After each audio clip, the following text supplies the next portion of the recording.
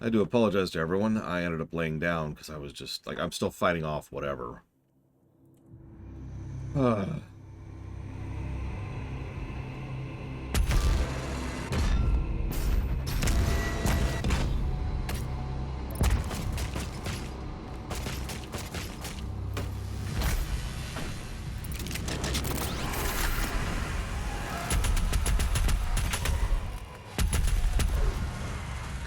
Hey, Seth.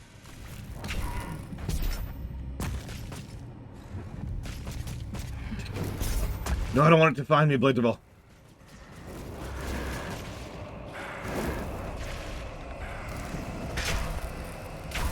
Can you quit it, please? Thanks. This has been a weird experience. I think it's possible this game might outscore 2016. But it's gonna be tight. Close might be a better word.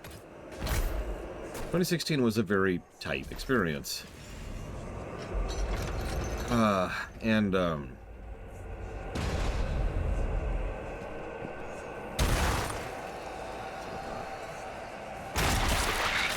gonna Might Blade Devil. That would be very difficult to manage, but possible. This is taking too long. Oh my god! Can't move because of the melee problem. And we're dead. Wow. Yeah, I don't know about the DLC. That's one of the big question marks here.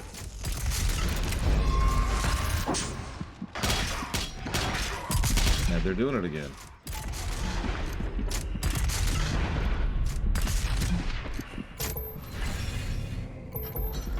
Cool. Well, I do hope you get to join us for that. I'm just gonna not do those anymore. This game's big enough without me doing that.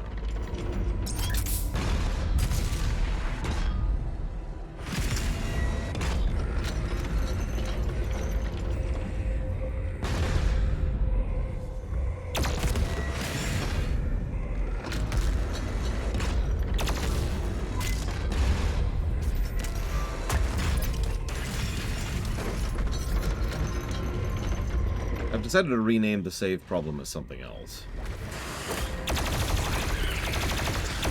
Because while I do still think the save problem is part of it, I do. I think it's a more complex problem than just the save system. Like, I like to rename those after something that is the core crux of what's wrong. Like the durability problem.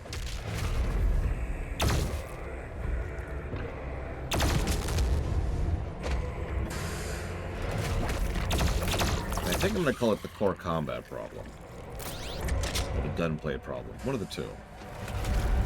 I'll discuss it more as we go, but the issue is there's like 5 or 6 different things which are all kind of running into each other. And I'm not even sure it was done deliberately. And we're dead. Oh, nope, we lived.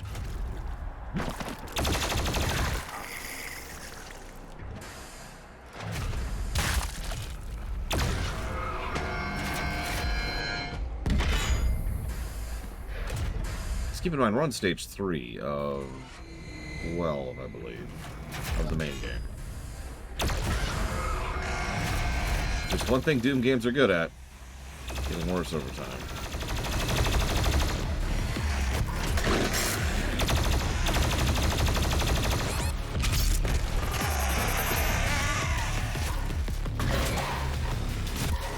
Really?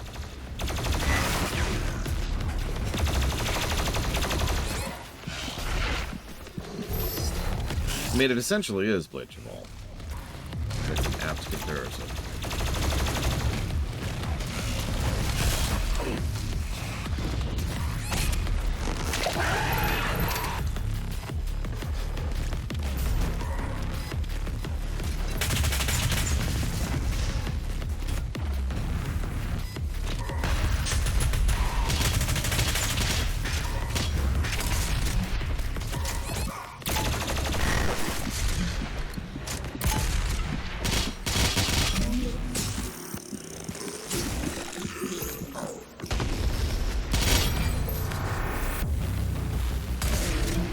Yeah, the anti-melee thing is slowly starting to wear on me the further I get into it. For those of you not aware of what's happening, first of all, you have no real melee options.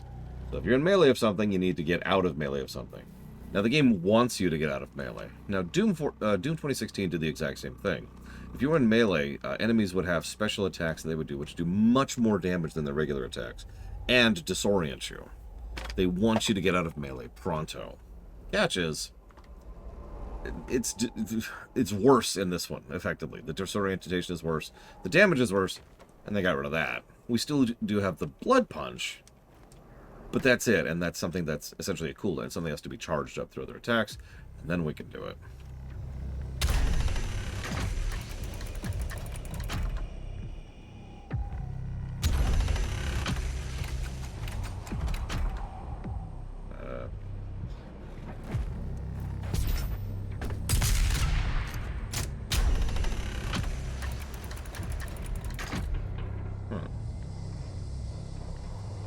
The chainsaw is something... So the chainsaw was actually made a little bit worse. So we only have 3 pips of fuel for the chainsaw, which means some enemies we just straight up cannot chainsaw. Also, the placement of chainsaw fuel is not quite as good as it was in 2016, which means we have to be a little bit more careful with usage of chainsaw. You'll notice that I don't exactly lean on it heavily, and I still only have 2 of 3 pips of fuel right now.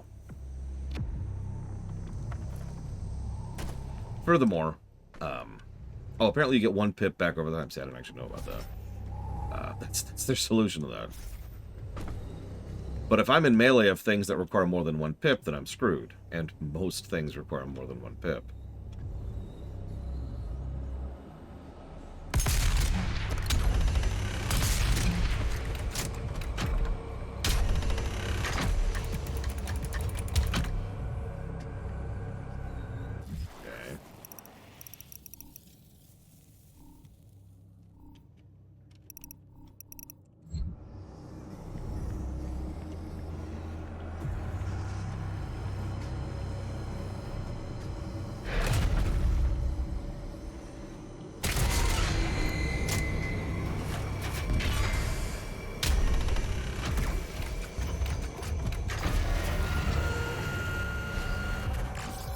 Are you growing tired, Slayer? We will break your will yet.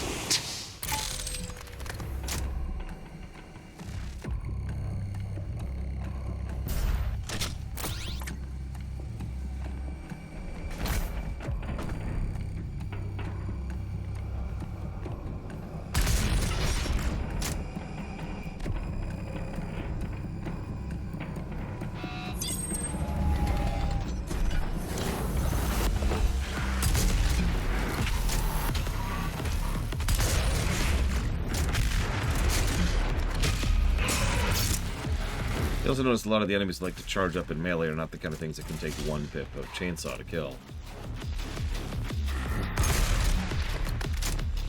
Hold on the subject.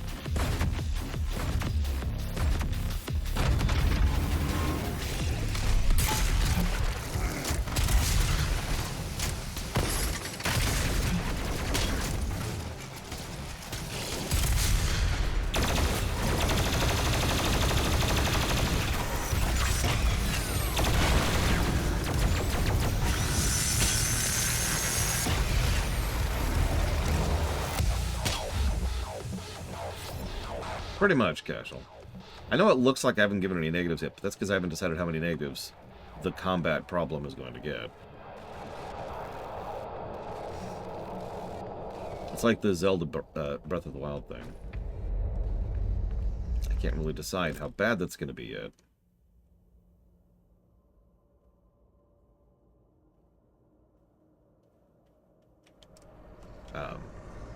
Because I'm still chewing on it. Again, we're only on stage 3.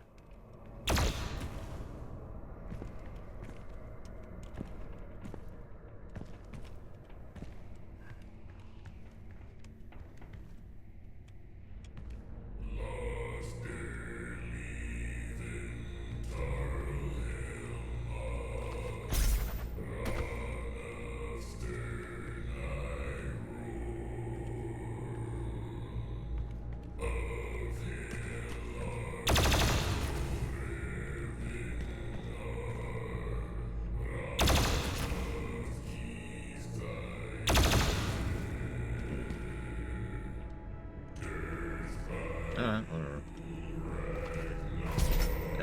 Okay.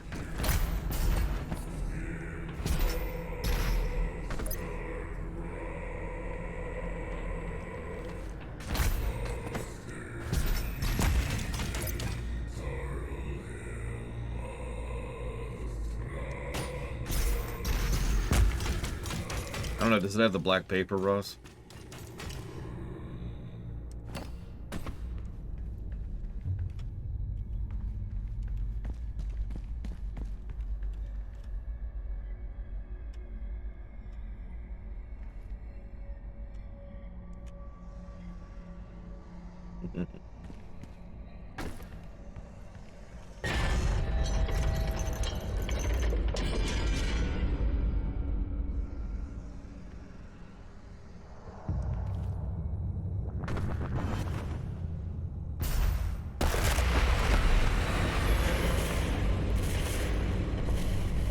Still gross.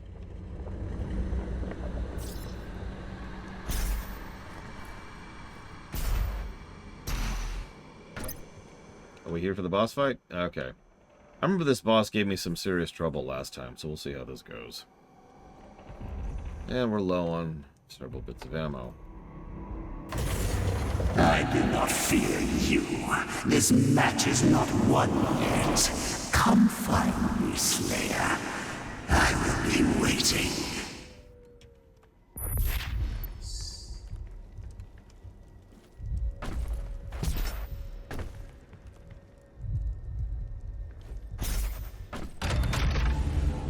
Okay.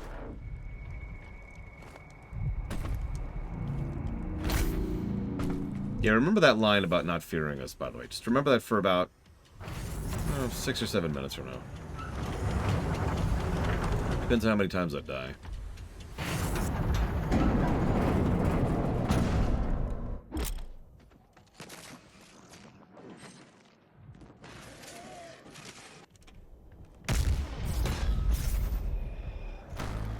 Oh, I remember this arena. Okay, apparently we're not where I thought we were. Not bad. Not bad. Ignore me. Yeah, order of events out of place here.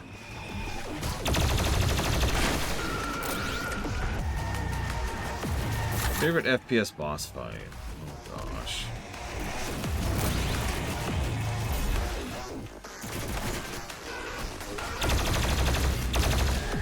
Literally, it's the Nihilin.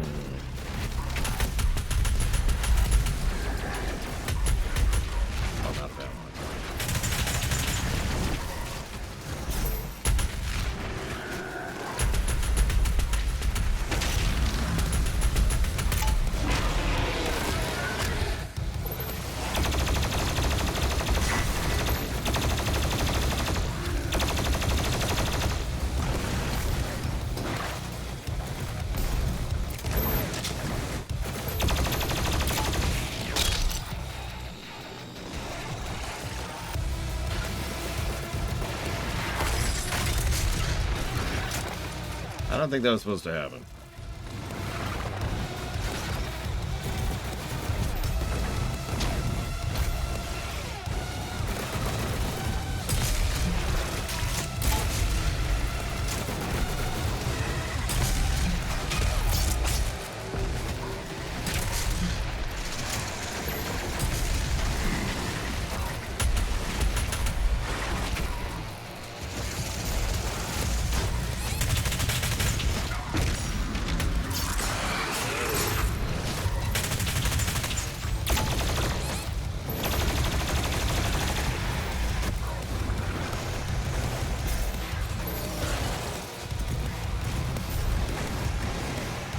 I wouldn't have him speak act. I'm not sure who I'd cast, though.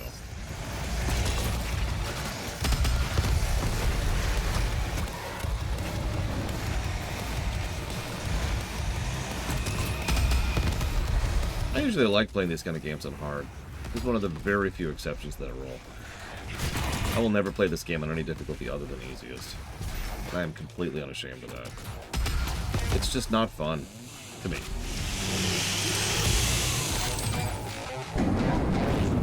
There was a pop-up in the tutorial, I don't know if you noticed, I saw it earlier. It says, Priest has stopped moving. I will lock in signal now. It said, you now have all the tools to play the game. And then it listed all the tools. And then it said, make sure to use all of them constantly.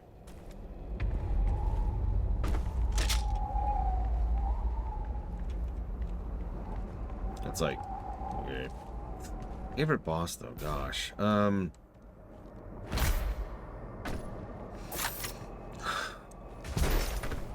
Put a lot of FPS games in my ears, but I'm suddenly struggling to come up with a really good boss fight.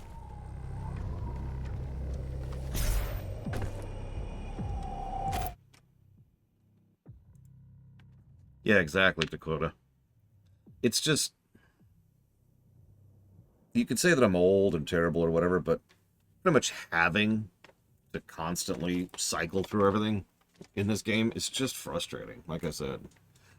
I actually mentioned this during the Doom 2016 thing. We can argue how necessary it is. But the game is clearly designed around you constantly using everything. I don't like that. This is what I was talking about earlier with the mandatory comment. I prefer a game that gives you multiple tools and says, go for it. Have fun. Instead of a game that gives you multiple tools and says, okay, you got to use this one on this guy. This guy over here works on this. This guy over here works on this. This guy over here works on this, etc., etc. Wait, which thing are you disagreeing on, Luke? Because I just said like 15 things. You got to work with me here.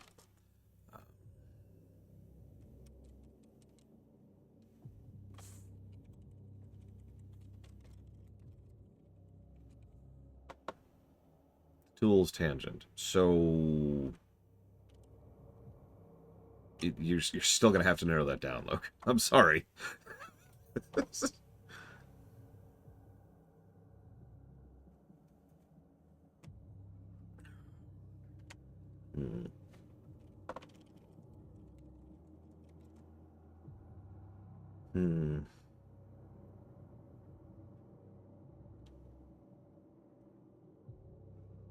Ah, gotcha. Okay. Now we're found, Luke.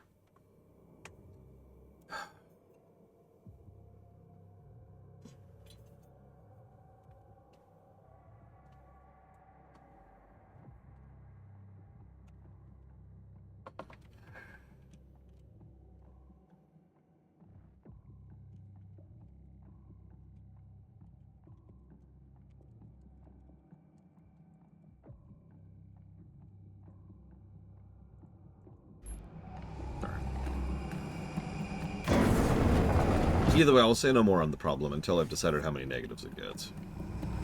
I've been paying attention this whole time and slowly adding points to my thoughts.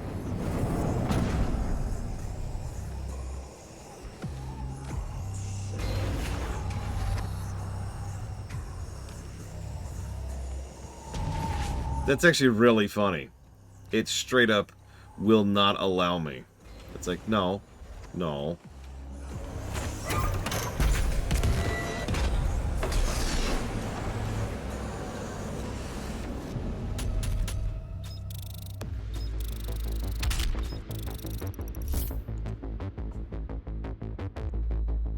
Yeah, ironically, this makes a really terrible stream game. Good YouTube game. You record some spectacular stuff, but you don't actually have to interact with anybody to do that. Alright, what do we got? Kill 3 demons with a single frag. Find a collectible, find an automat.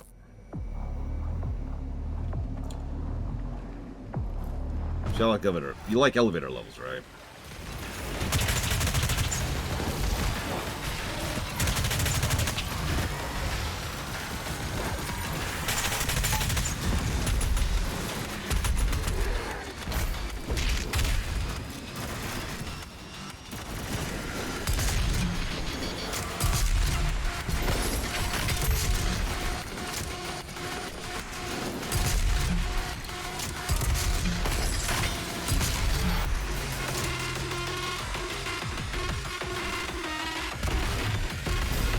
Difficult isn't quite the right word.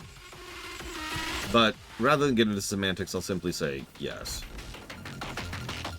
The word I want to use most isn't difficult, though. It's tiresome.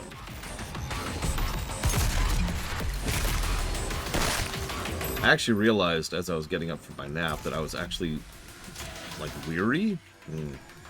Worried? I was not looking forward to continuing to play the game. Put it that way.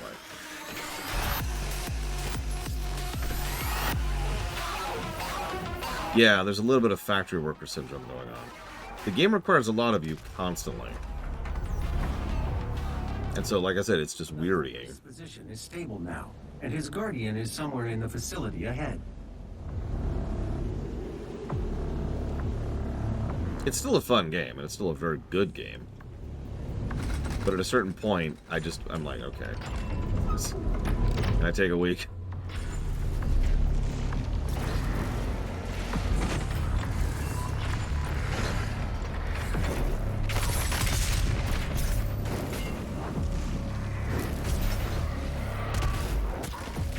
I mean, it's been, what, 16 years in universe? Something like that.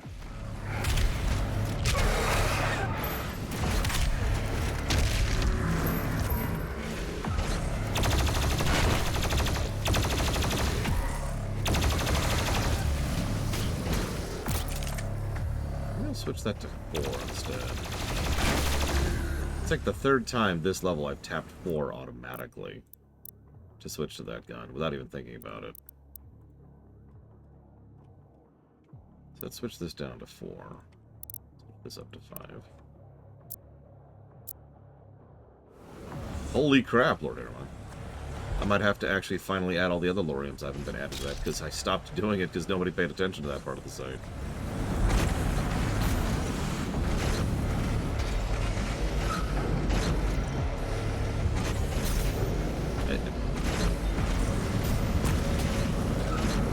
Yes, for those of you who do not feel like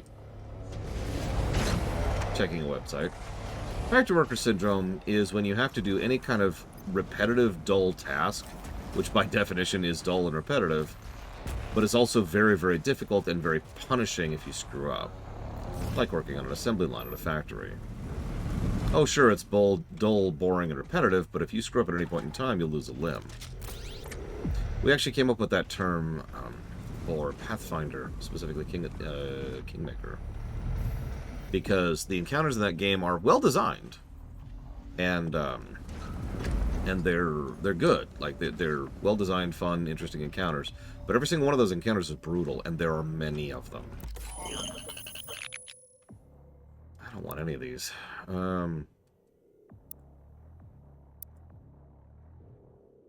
Yeah, the Fifth Palace in Persona 5, another good example of that.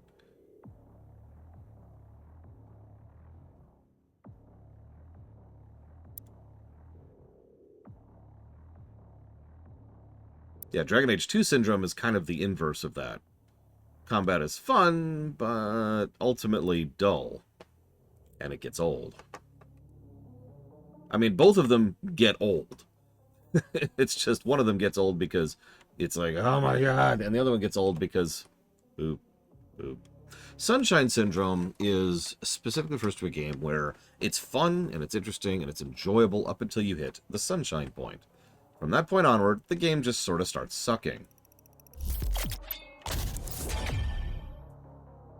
Where exactly that point is, well, it varies, but it's usually before the ending.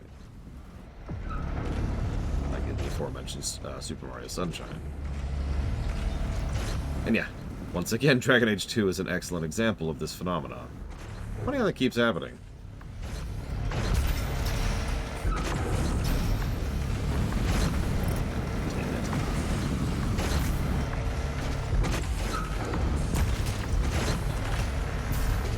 I accept this.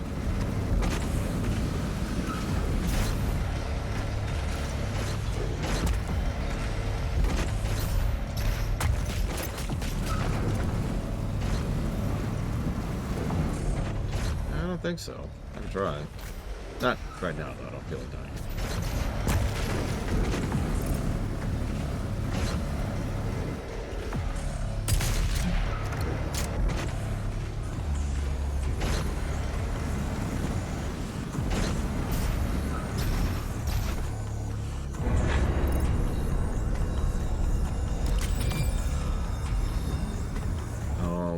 Lord Haremont. That is going to be interesting, isn't it? We'll see. We'll see when we get there. Yeah, I didn't understand what I was looking at, though, Mr. Red, which I suppose is... I don't want to say deliberate, but it certainly feels deliberate. Well, see, that's actually why I originally called this the save problem for a Twitch account. The fact that you have no control of your saves, and you're at the whims of the restart or the checkpoint system, means that if you at any time screw up, well, sucks to be you, go back and redo the whole thing again. Thank you.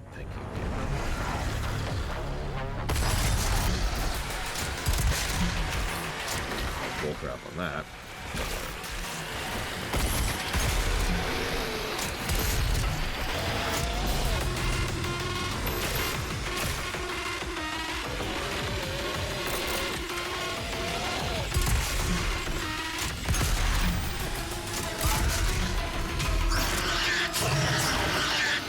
Like a pig.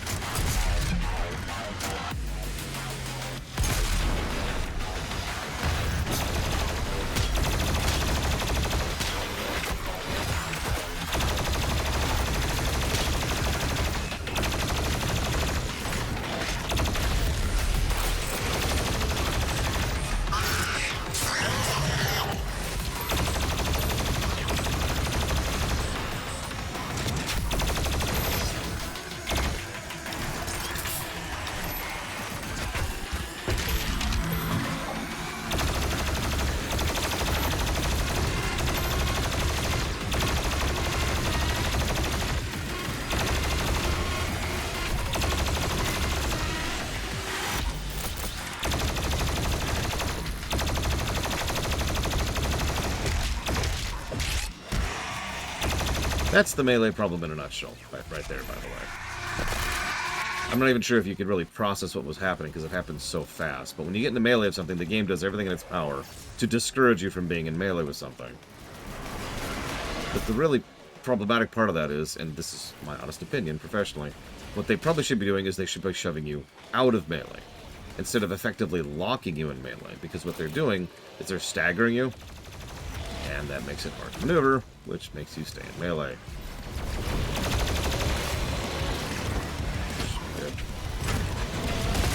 There we go.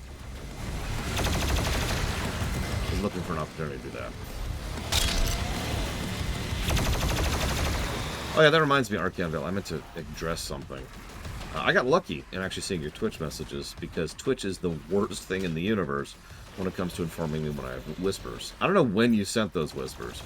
I happened to see them because I was setting up the link for the YouTube announcement this morning. So just kind of as a for future reference sort of a thing.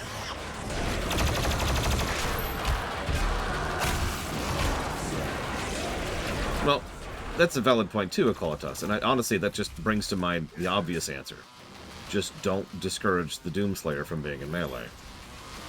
Why is that even a thing? Why do they not want you in melee?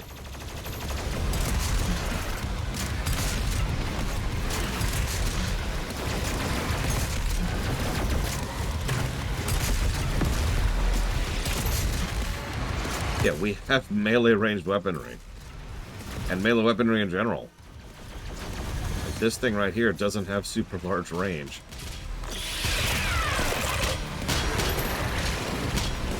It's a weird design choice, is what I'm trying to say.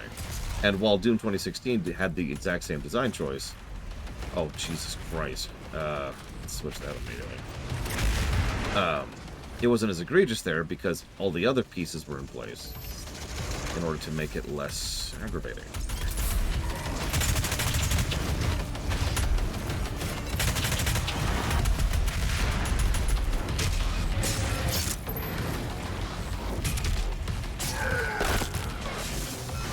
Does this game have better kit than 2016? That's an interesting question.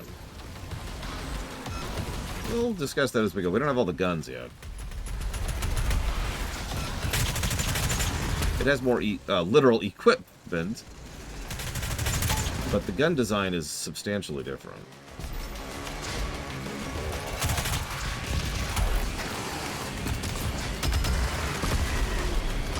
I hate the snakes. In all honesty, the snakes are probably my least favorite enemy in this one. That's a lie, of course, because the Marauders exist. But I forgot the Marauders existed until I said that. Let's go for you.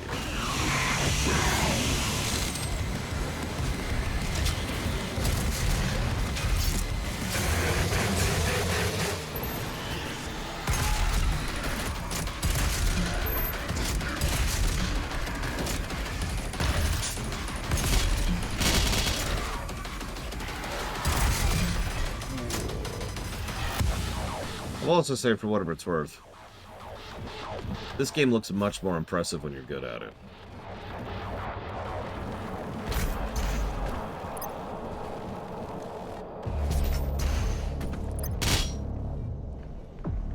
Hello, Czar. Okay, now the boss I'm going to die on a bunch.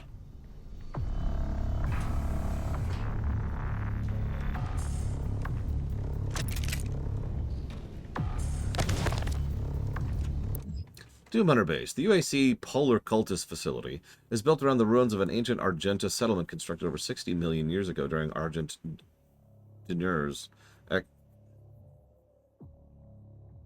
60 million years ago? That makes no sense. Sorry.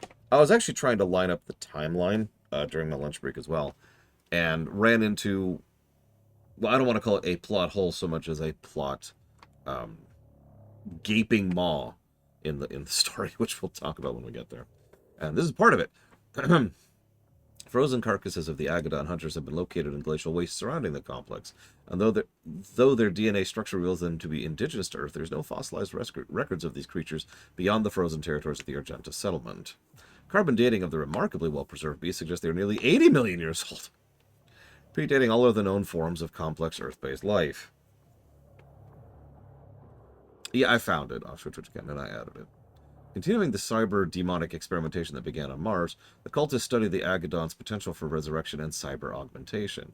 A similar program occurred at this location millennia ago when the Deeg priests, often cited as Hell priests, bred the creatures and genetically modified them to function as Doom Hunters, fearsome mutants designed to battle the Doomslayer and his Night Sentinels during the Unholy Crusades in Argentinian. Which also makes no sense. Now, I know what you're about to say, because there's this smear thing. They like to smear over this plot to make it make sense. Here it is. You ready for this? You ready for this? I bet you can predict it before I even say it. Multiple realities. There's a multiverse, you see. It's this great multiverse, and it's a multi... Anyways, it's all done. Moving on. Sentinel records corroborate this through their military texts, and with many reports of these creatures among the ranks of demonic forces assaulting the armies of the North during the Argenta Civil War. Once the UAC cultist movement publicly denounced its intentions for Earth, the cyber-demonic program was revealed to be focused on updating the Doom Hunter schematics, upgrading their combat prowess. A new assembly center was constructed near the cultist facility, and a powerful grav tram allowed UAC workers to safely transport the biological and mechanical components needed for the process. The resurrection of the Agadon Hunter requires cutting-edge technology to be used in conjunction with occult rituals conducted by the UAC's necrosurgeons, an unholy fusion of science and sorcery.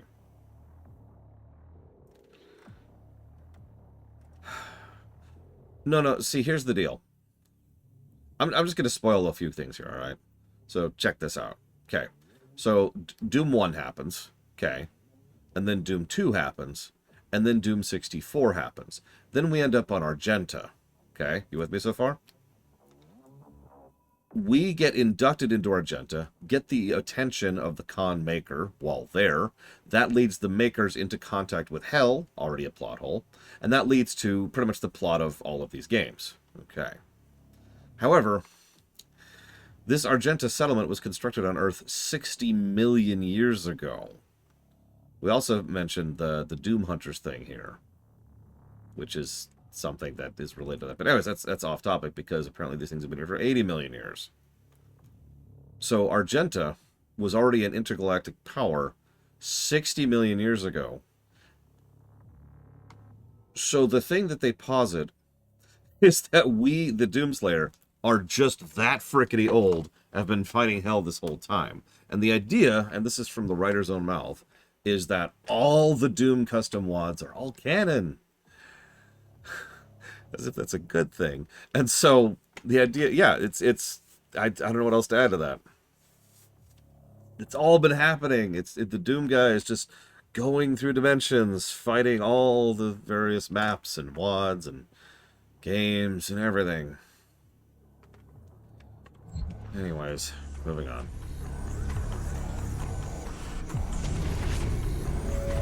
It was not easy to fight an opponent worthy of the Slayer, but I think you will be impressed.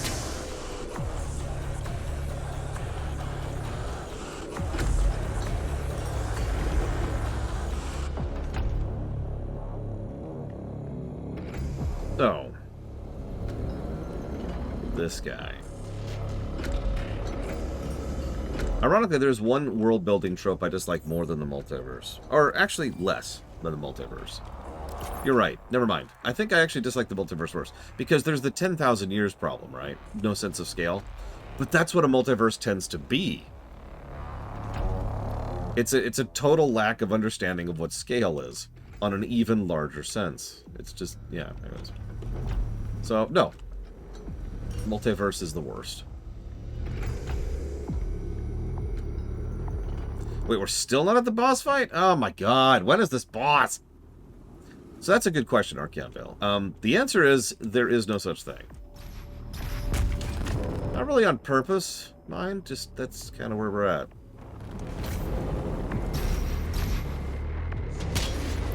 Like, YouTube used to have a private message thing, and then they got rid of it. Twitch has a private message thing, and nothing whatsoever informs me of it. So the only way I'll ever see it is if I manually check it on a screen I never look at. Patreon has a private message thing, which also does not inform me privately. Now, Discord, sure, but you have to be on my Discord for that. I know plenty of people swear off of that game. Business email? I have a business email, but I don't like to give that out anymore.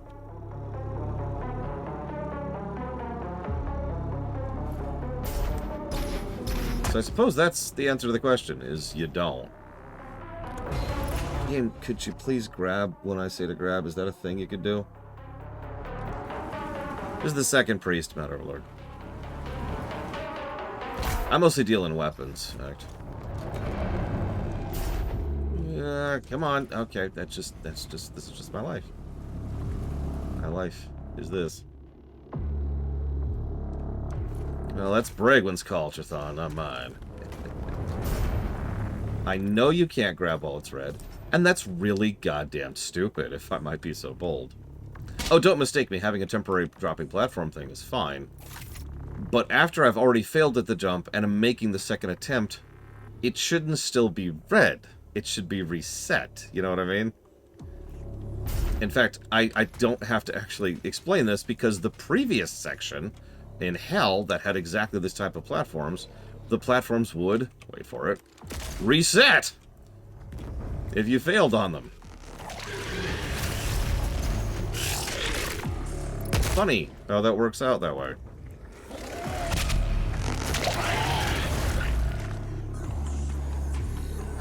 Sorry, I'm very irritable right now, and I apologize for that.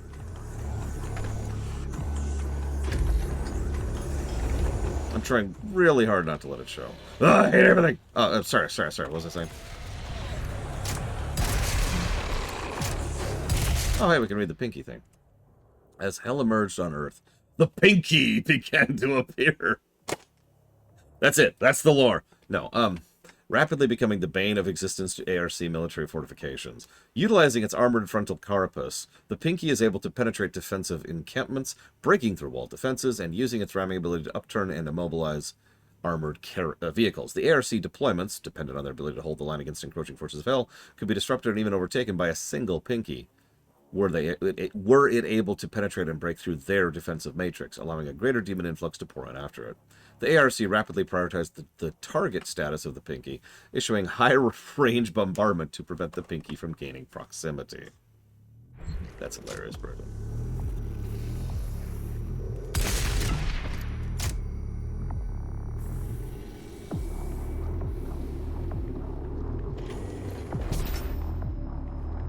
Hey, Papa Nix. Did you get that invite out, Bragwin, by the way, please? Peace. I remember dying a bunch in this section last time, too. And by dying, I mean falling, not dying.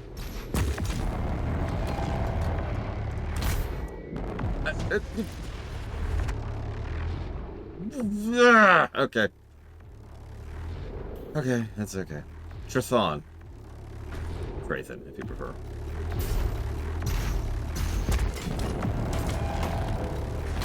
It's red for some reason. Why is it? It's okay. That's just that should not be a thing. Well, thank goodness for that, Papa Nix. Wait, is this all the way back here?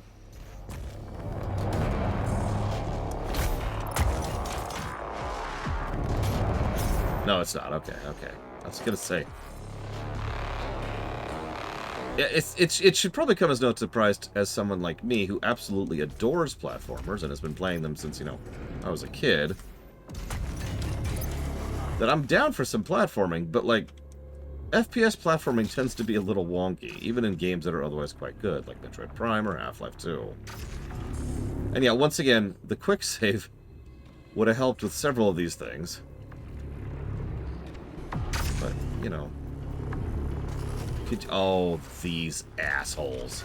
I changed my mind. New worst enemy. Carcasses. Oh. Carcasses. Barely even human.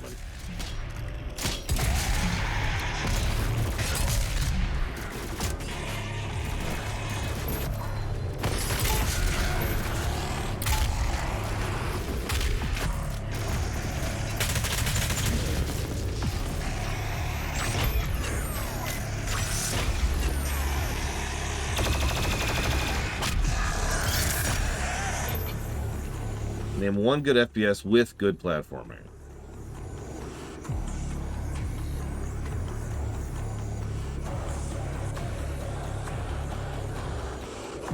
Anyways, thank you, Chill Pangolin, for the sub. I apologize for the fact that they took your sub money. Please feel free to unsub immediately. But for the immediacy, I'll put that towards Sid Meier's Pirates, the 2D platformer block, and Super Lesbian Animal RPG. I haven't played Mirror's Edge, so I can't speak to that.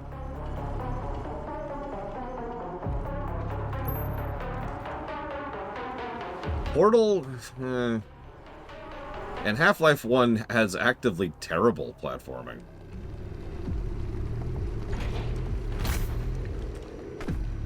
Titanfall 2. That's actually not a bad example. I'll give you that one. So, Titanfall 2. There you go. We've come up with one. But we did it!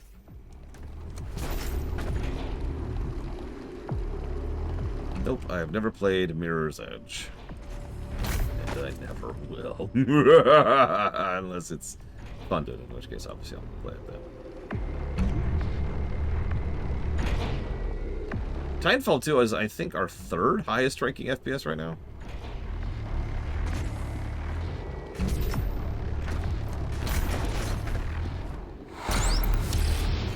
This is the difference right here, Chill Pangolin.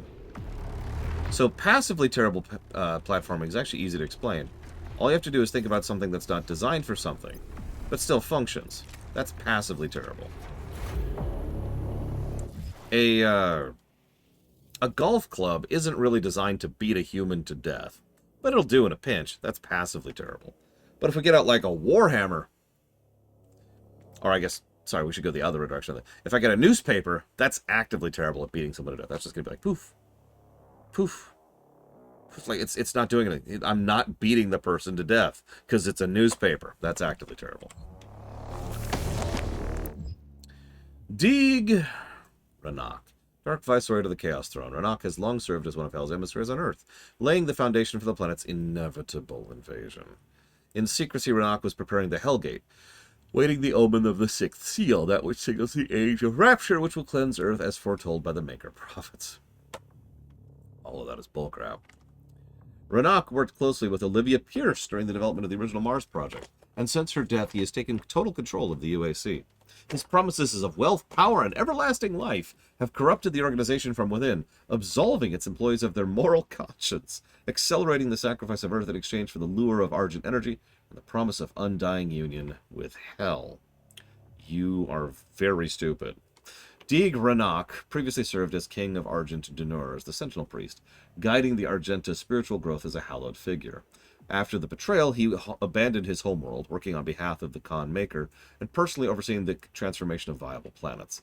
Ranak has constructed a veritable fortress in the Polar Caps to protect him during his dark work.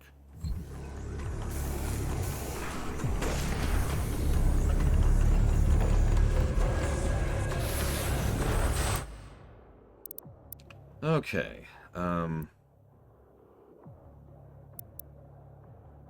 that's the one I'm on right now.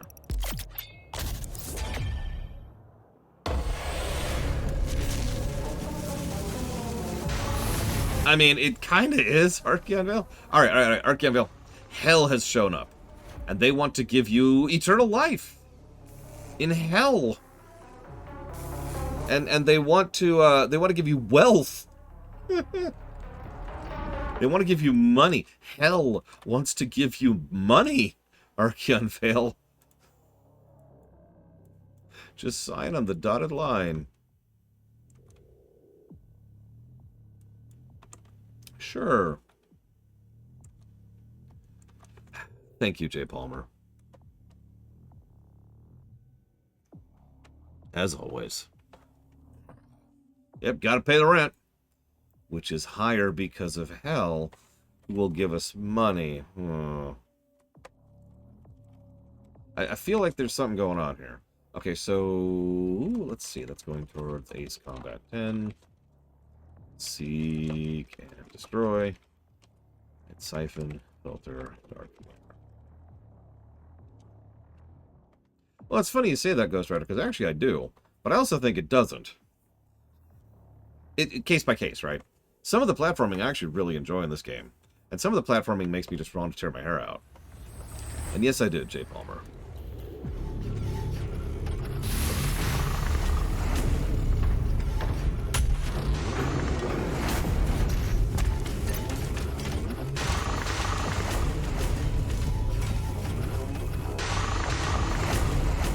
Why? I don't answer that.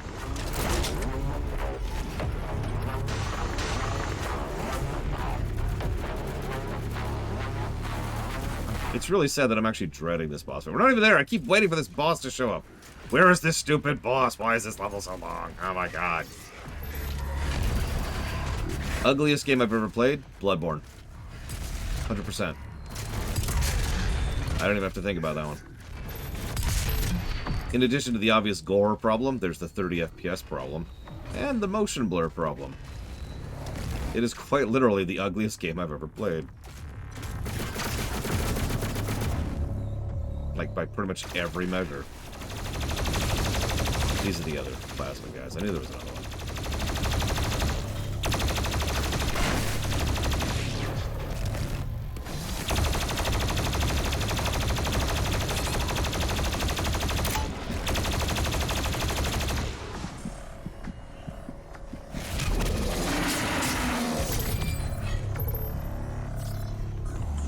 The most unplayable FPS I've ever played. Well, by technical definition, that would be Space Marine. But, no. The most unplayable FPS I've ever played. Hang on, no. No, I'm right, it is Space Marine. Because you specified that I have to actually have successfully played it. And I never played Modern Warfare 2R. Because I never got it running. Yeah, Space Marine... Oh my god, Space Marine had so many issues.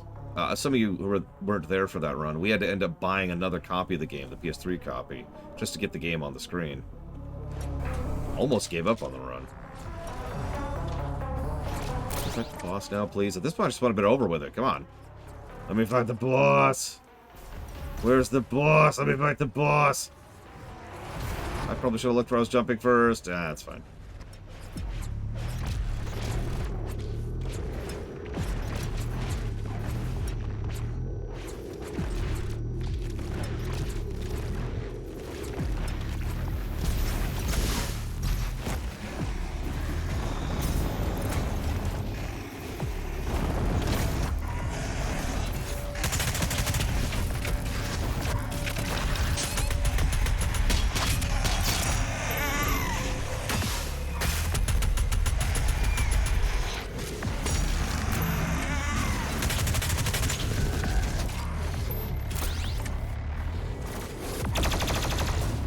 do you get aloe vera drink? Yeah, okay, that makes much more sense. Okay. Never mind, all questions removed. That sounds really good, delicious now.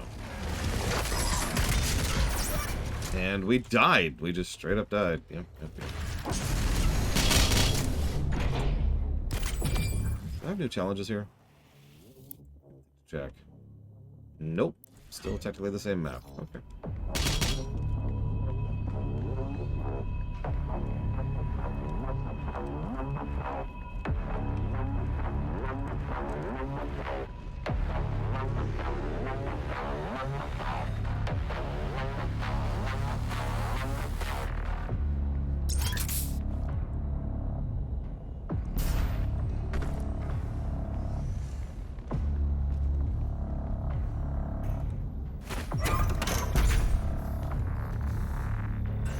You know, that's a good point. Space Marine is third person.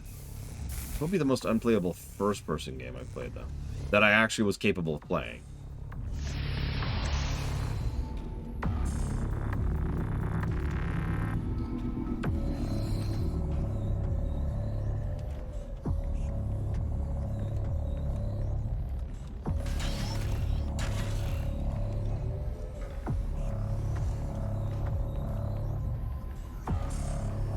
Nope.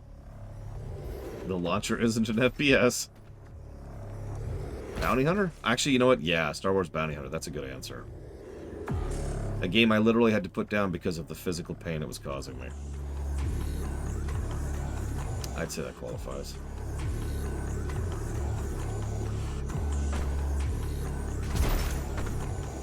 Was Bounty Hunter third person? I actually don't remember.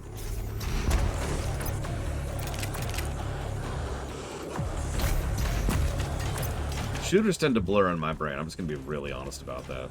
Because I play them the same way.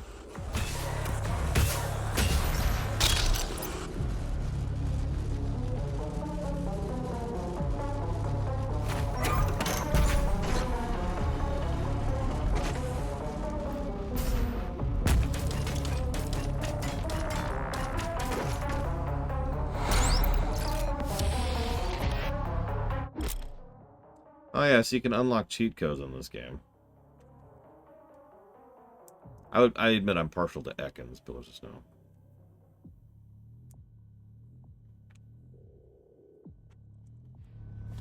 So that's silver bullet mode. I don't actually know what that does, but whatever.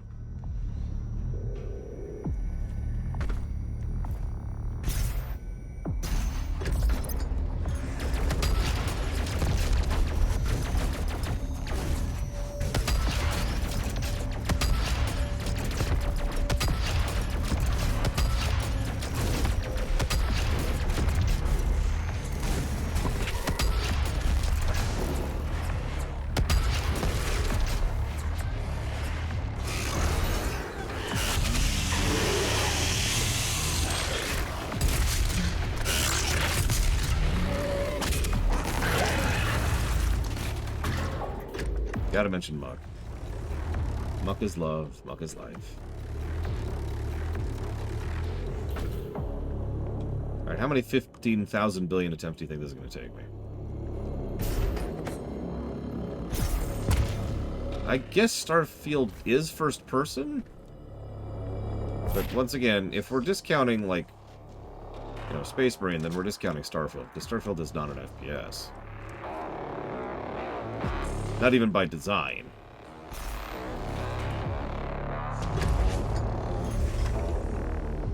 One.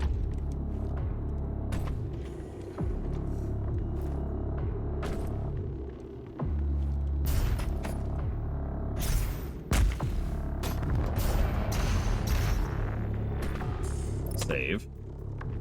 Is what I would do if the game let me.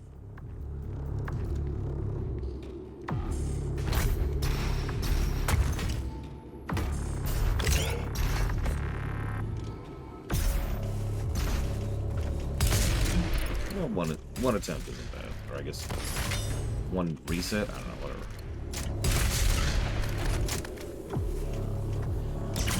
whatever. 2 batteries now, so we can get an upgrade when we get back to the ship.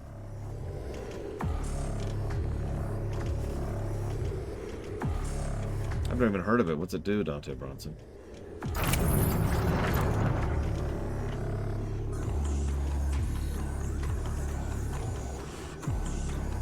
Nice city down there. In the Arctic. Remember, your suffering is tomorrow's future. You exist for a greater purpose. That purpose is to feel pain. Your pain fuels those above you. I'm aware of it, Spartan, but no. Okay, last ammo upgrade.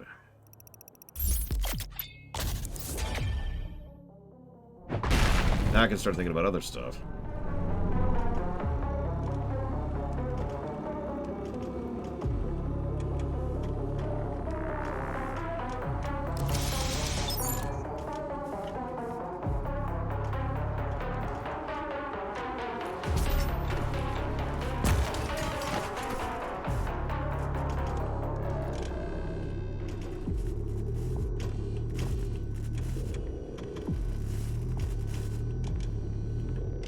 This is where I save.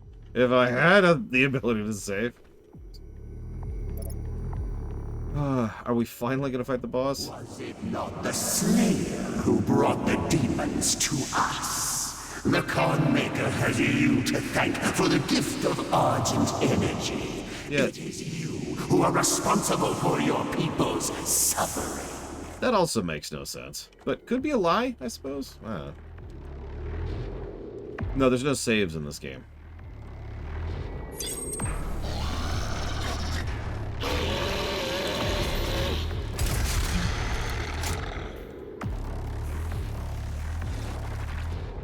There are checkpoints. No saves. Oh, for God's sakes. Go away.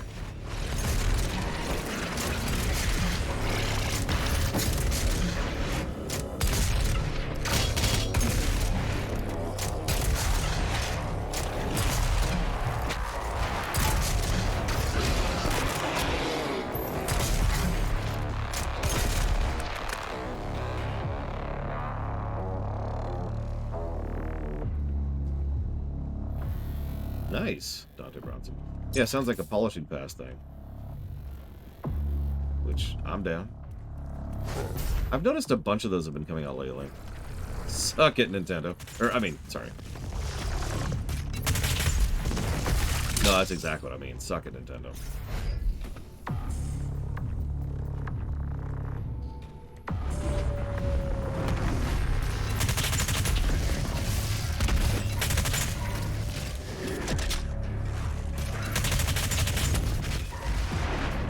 If I was Nintendo corporate, I'd be more interested in trying to hire out some of these teams. Officially release some of their crap. Monetize it. We get goodwill. We get new versions of the games that people enjoy. We get the community involved in this kind of thing. Establish precedent that we're pro-customer, not anti. Oh yeah, and we make money. It's win, win, win, win, win.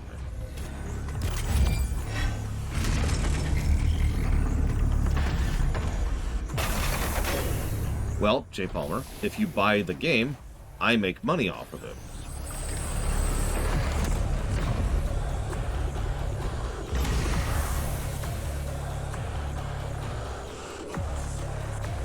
Also true, Dante Bronson. Although, in the interest of fairness, I would absolutely pay these people for that. Like, I would reach out to, like... What's the Metroid hack? Because there was one that came out, like, not too long ago. Metroid 1 hack. It does set precedent, which is also a good thing. Because it makes a clear delineated line between officially approved fan hacks and unapproved fan hacks. It creates a competitive market baked in.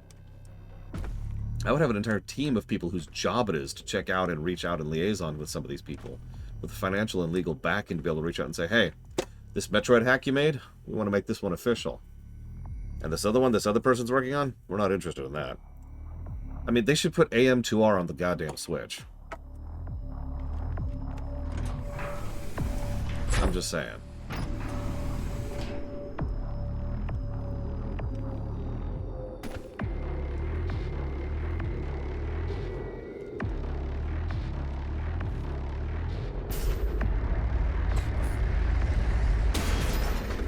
Anything can be abused.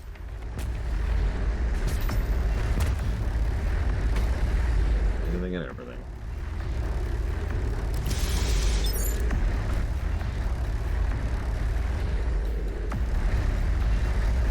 Yeah, see, von Falkenstein, I think, hits the nail on the head there.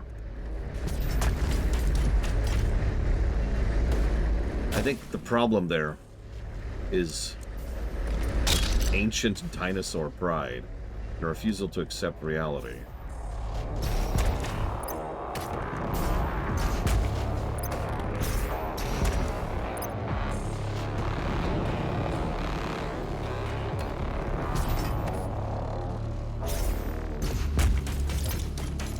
And I know it's pretty much considered to be the price we pay for the fact that Nintendo hasn't gone full corporate stupid.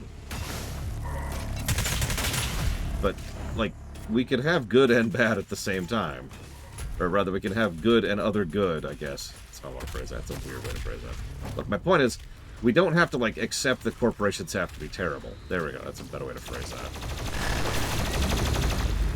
Like, it's not like there has to be some terrible price for having a company that isn't garbage.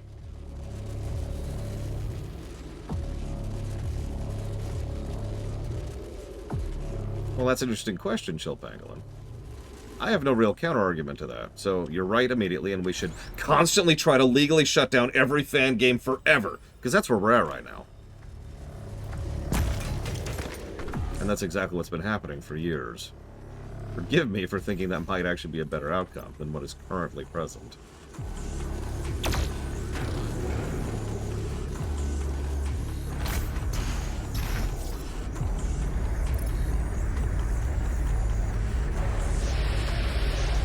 They really are very slowly assembling this guy as we get closer, aren't they? That's... oh my god, is that a skippable cutscene? We need to test that now. Are there skippable cutscenes in this game? Remind me after this level to test that.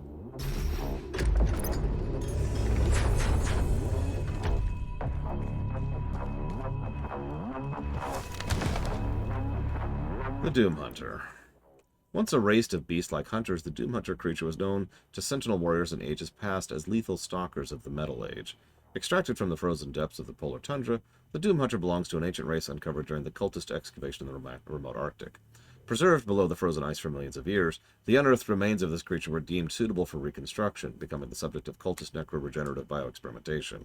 Within the remote cultist citadel, a high-tech ritual altar which towers over the Golgothan ruins, the Doom Hunter was ceremoniously and systemically resurrected and rebuilt. While the majority of its components are now cybernetic, it retains a high degree of mental faculty, a sentient, brutal hunting instinct, augmented with the armaments of a tank division.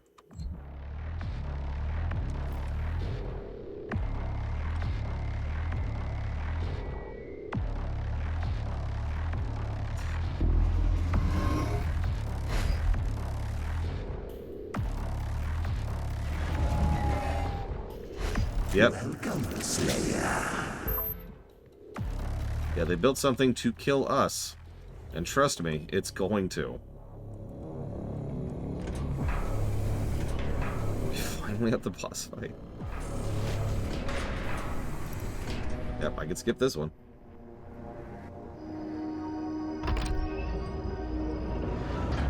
I thought you would appreciate the sentry I chose.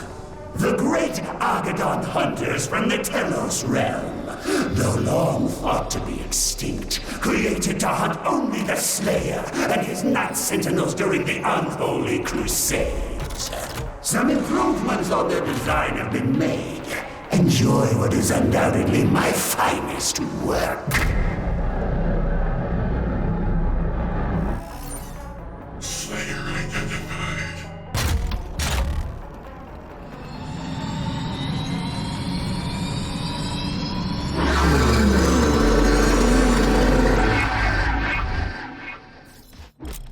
Ah!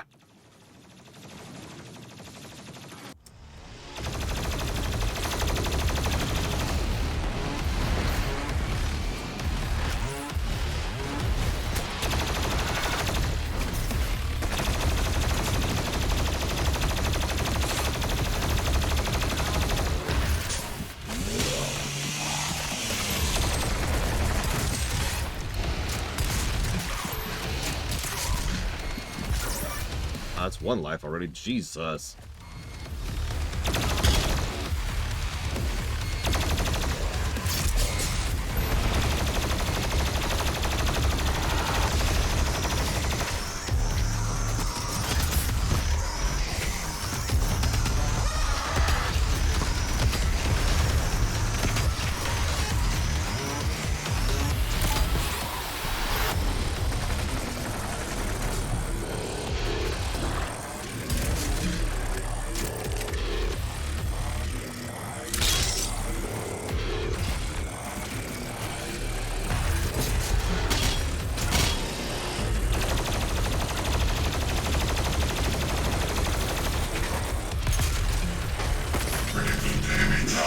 Useless machine, attack!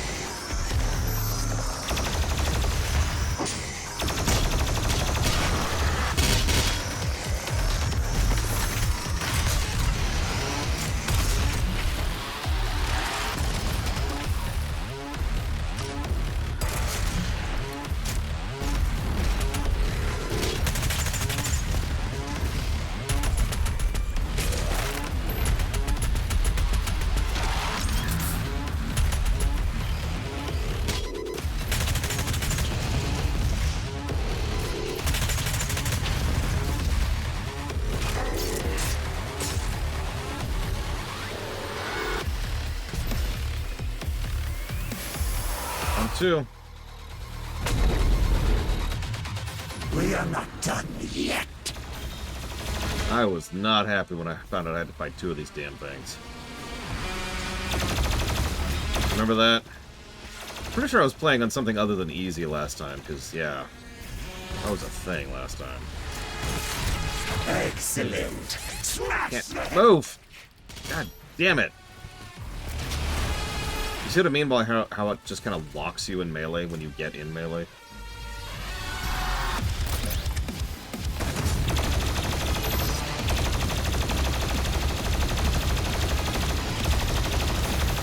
One of those compounding issues, especially thanks to the red jam, which is really bad in this one.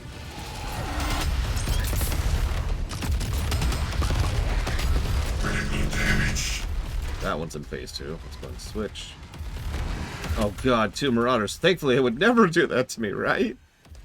I haven't even fought Marauders yet. Like, you understand that, right? There's still something much worse than anything we fought in this entire game coming up.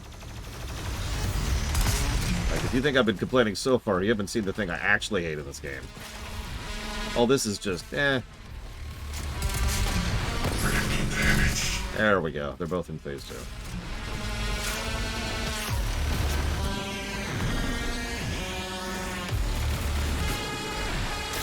Come here.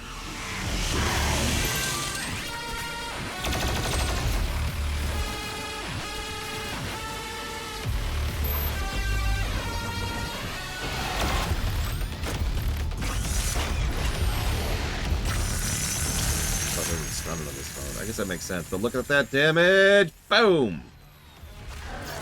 And that right there is why I like that mode of the plasma, by the way.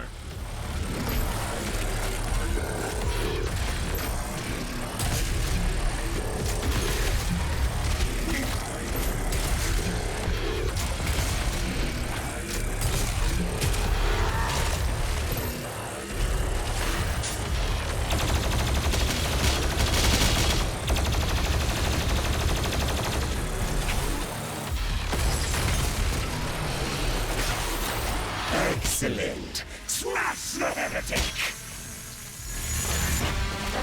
You got it. So you said you weren't afraid of me, right? The beast. Does he not seek enhanced power? Gifts to aid him in his noble conquest.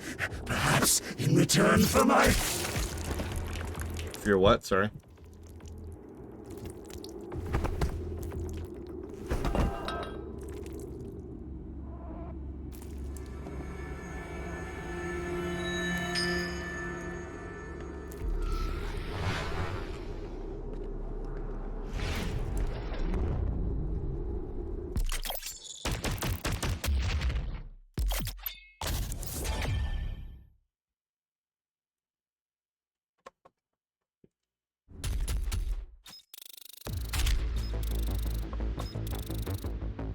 Oh, in return for his death.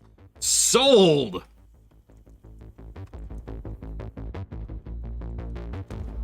Alright. Yes, Drags, yeah.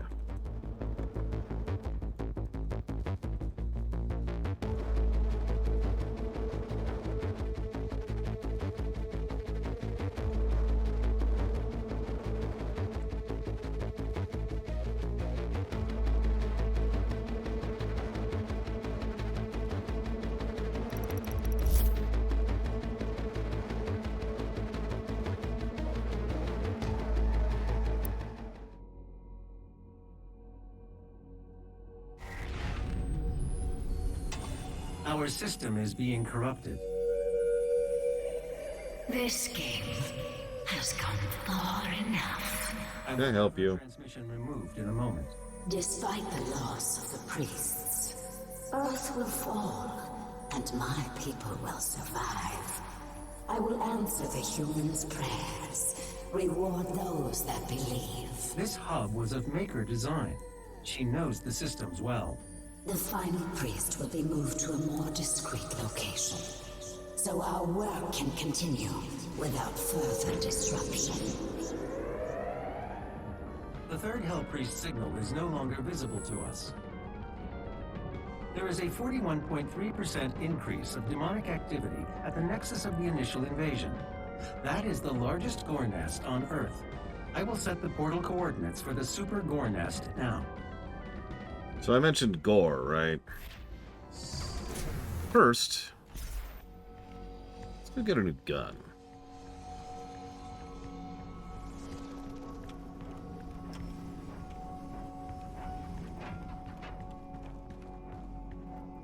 This is the Ballista. This is intended to be a replacement for the Gauss rifle. It looks like that.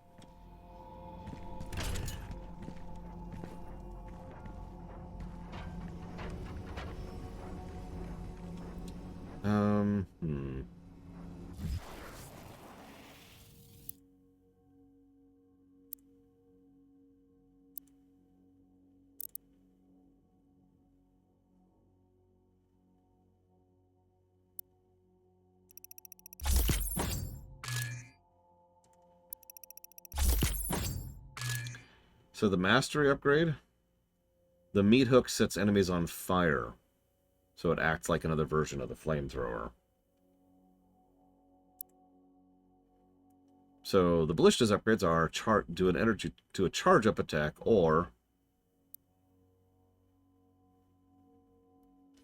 that.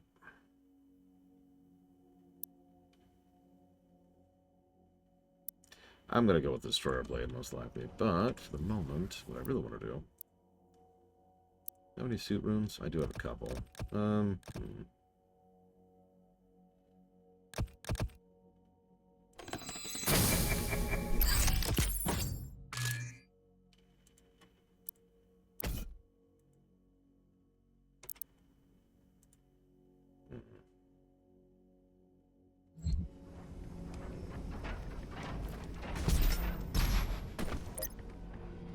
Admittedly, no, Ghost Rider. I'm not that good of a player.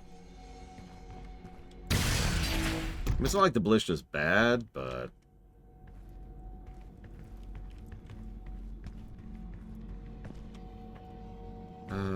let's go with... this way, I think? God, I don't remember where the hell I am.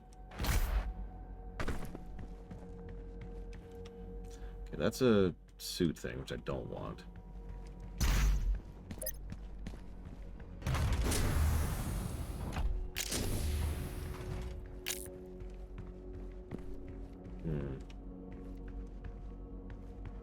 Well, it's funny, because the Gauss cannon was pretty much my main gun last time. And by pretty much, I mean, it was my main gun last time. You know, yesterday. Also, yeah, who needs air?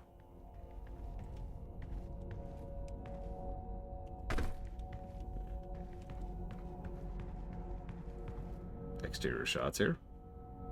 Ignore the Warhammer 40k Cathedral up there. We're walking, we're walking. I will admit, I like the concept of the aesthetic.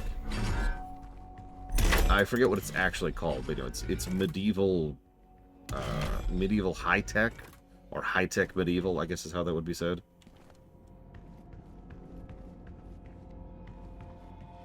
Well, it has a moderate AoE. It hits very hard.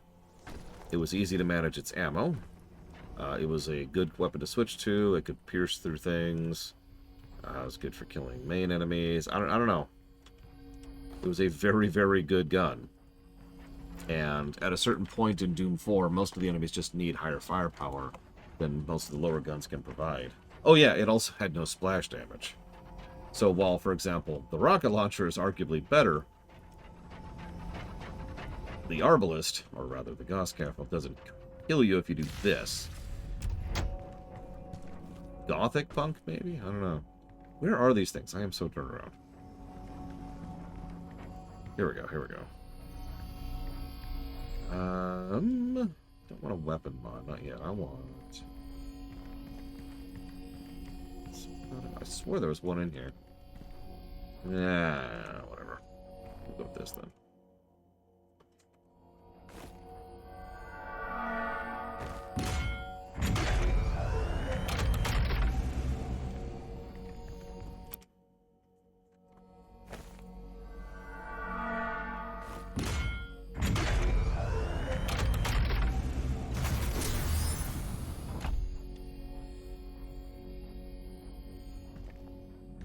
Interesting.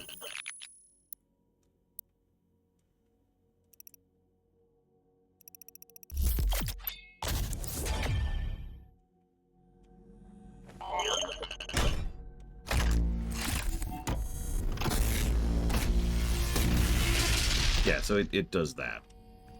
Be very clear. Ah! Thank you, Fife.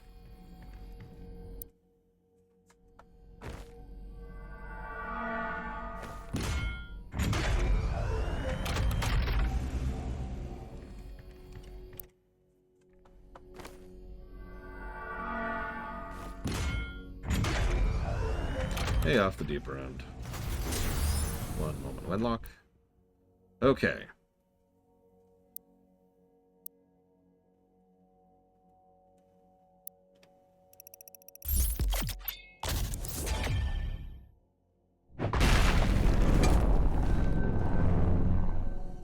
Okay. Excellent. We almost have the other upgrade, which I keep wanting to show off, but I forgot I hadn't actually gotten one of them yet. Made load in the previous Doom. So in Doom 1, I used whatever I had ammo for, which is very level dependent. In other words, I didn't have a loadout at all. I just used whatever. In Doom 2, I leaned on the super a lot. Gonna be really honest about that. That was all super all the time. In Doom 3, I'd usually bounce around a lot, but I became very fond of the basic shotgun for some strange reason. I don't really have a good answer why. It was the old reliable of Doom 3, despite its issues. In Doom 4, as I already mentioned, there were two primary weapons I would use all the time, which was, yeah, the plasma rifle, which is the other one I leaned on. That was the other one. And that's true, a lot of enemies are in melee in Doom 3, so that kind of works for it. In Doom 4, as I already mentioned, it was the chain gun and the Gauss rifle. I had both of those on my mouse, so I could just swip between those with my thumb. Plasma rifle in this is fine. It's not bad. It's certainly punchy, and the projectiles are nice and fast, which is always helpful. And it's got that precision thing going for it. Very little recoil. And this thing is nice, although it just chews up ammo, my god. And the super is amazing, as it always is. We'll play around with the Arbalist a little bit as we're going. Find the Arbalist, there it is. Oh yeah, let's see if there's any news. Good. And there's the master levels. We'll get back to that. Yeah, there's a lot of enemies that are specifically resistant. The opposite of resistant. Weak to plasma. Anything with that blue energy field, that's a use plasma here, and we've already encountered 3 enemies that do that. So, the Super Gore Nest. This is a actual gore warning. This is the first time these games actually kind of grossed me out. And this is one of the bigger reasons why this game is getting a gore negative. Please remain calm. You may notice a slight change in the environment. Fear not. It's all part of the plan. Slight change, huh? Gore Nest location is nearby.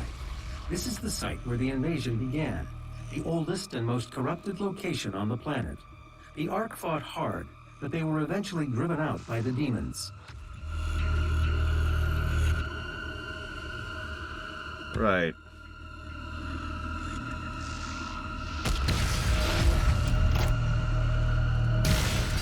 $25 ammo per shot.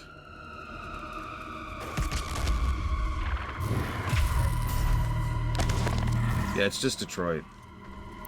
The Hellgrowth formations on Earth have undergone great scrutiny by experts at the Allied nations. These cancer-like growths exhibit alarming cellular reproduction rates, outpacing any biological life form previously known. Their structural pattern is chaotic, almost random, with only one identifiable constant, the emergence of totem-like nests, which, at full maturity, resonate with powerful electromagnetic frequencies capable of producing a form of inverse quantum field. These fields, once activated, result in the fabrication of hell portals, terrors in space-time which serve as gateways between dimensions. Also, I just realized I didn't say out loud, thank you, Wenlock, for being part of the show. I have put that towards Satisfactory, or within Jedi Fallen Order.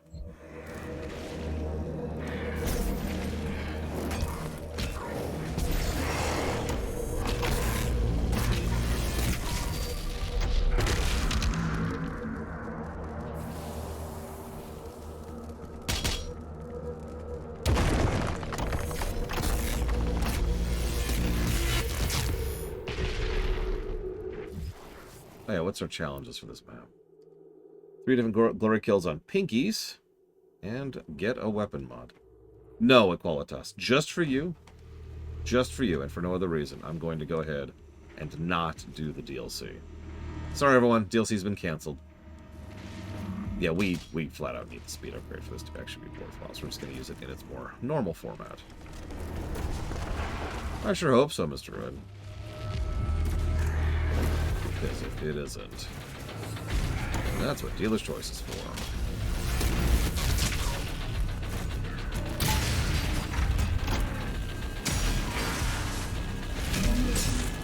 Oh yeah, I remember this area.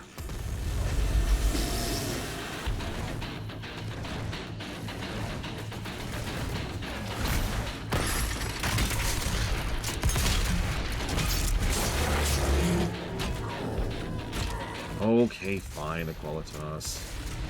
If you demand it, heavy sigh, I will do the DLCs. Just for you, though.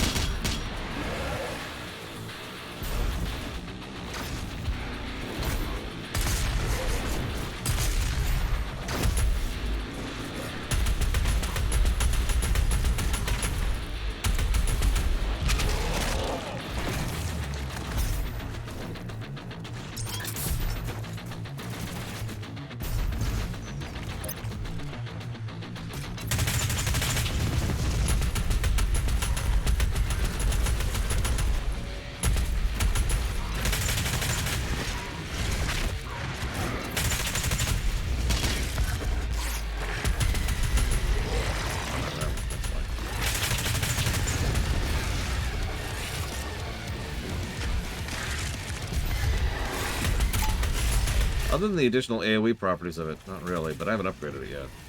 I mean, the machine gun rocket mode was legit in the previous game. And we're dead! Wow.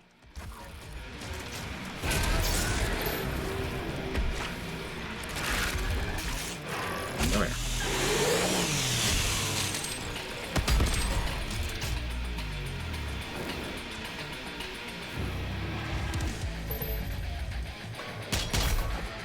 I mean, if you're playing a Demon Hunter, you might as well be, right? It's right there in the name.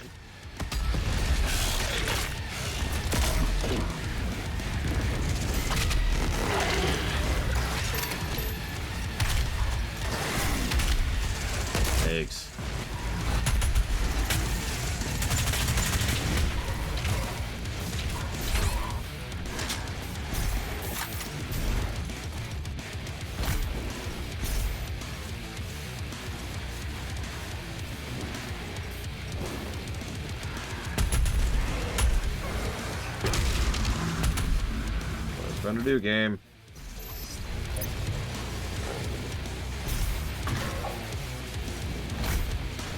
Still haven't managed to get it, Dante Bronson. I actually tried earlier, and it was like, no, I'm going to do the front one. I accept.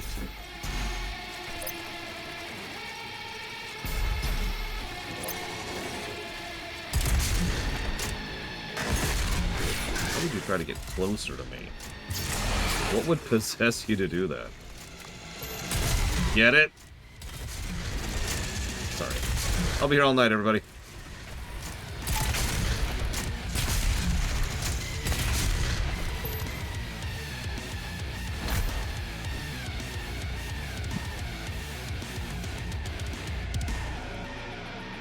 you can tell we're in Europe, because that's a lorry, not a semi.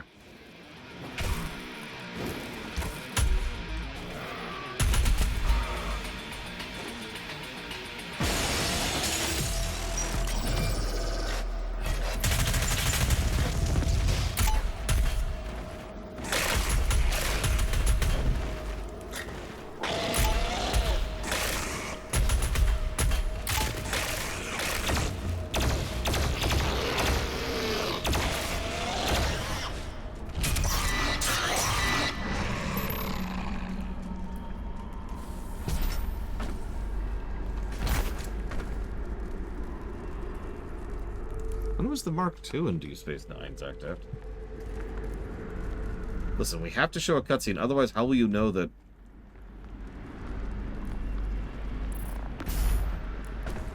Anyways.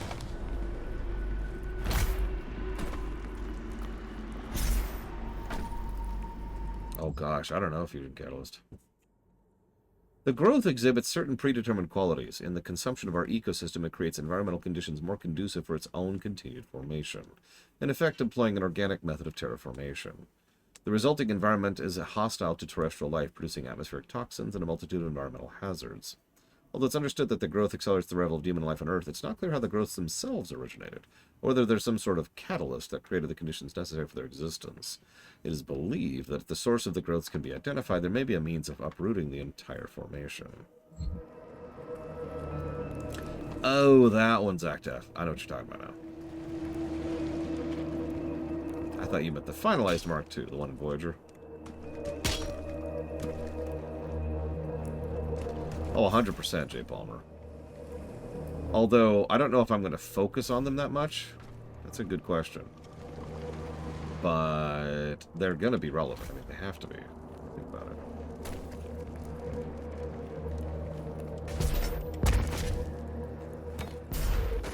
Especially since the beginning of the... Brothers and sisters, let's help to make our friends' transition into their new world a comfortable one. Remember, your suffering fuels our tomorrow. No, literally, that's actually what really happens. Can I just bank this? No? Okay, whatever.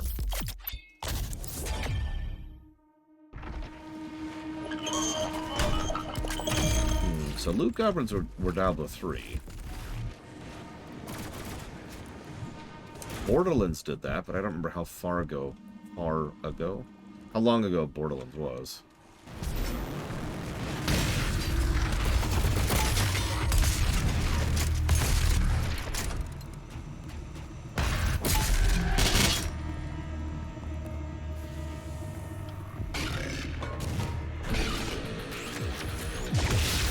Okay.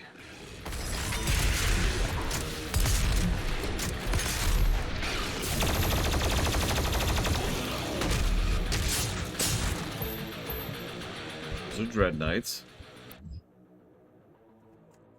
A variation of the Hell Knight, the Dread Knight has been modified and hardwired for aggression.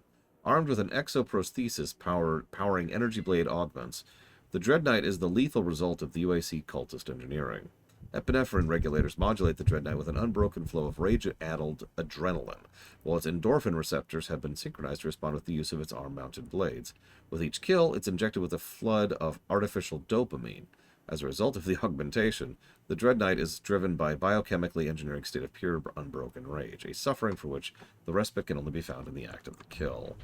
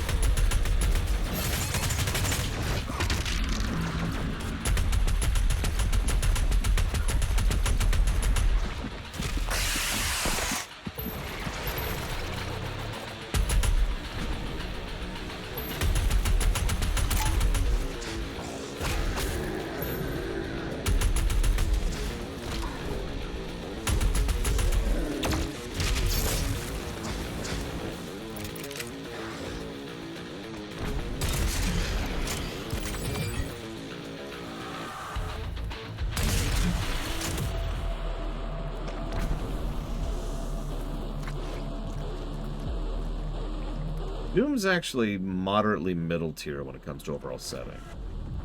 Something like Star Trek or Star Wars would vastly outclass Doom.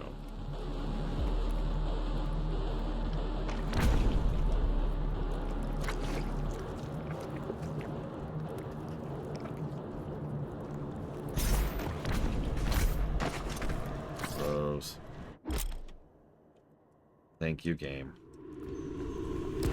For the record, you can turn those tutorials off. It's not as bad as it could be.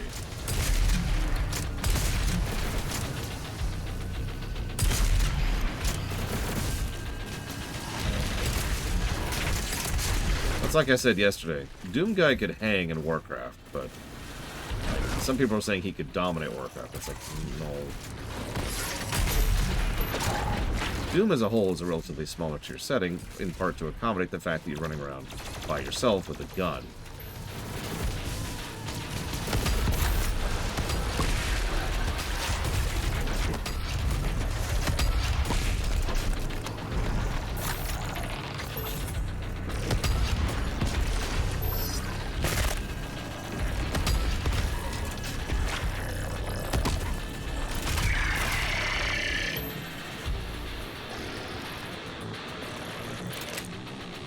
Yeah, exactly. There's actually a lot of settings where the whole setting is relatively middle tier, except for like, or low tier, except for insert person here.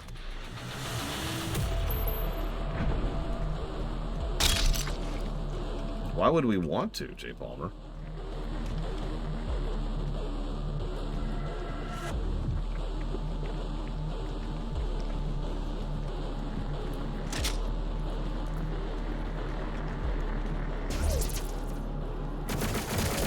Remember, demon can be an offensive term. Refer to them as mortally challenged. Remember, some morons in real life actually took offense to that joke. They are morons.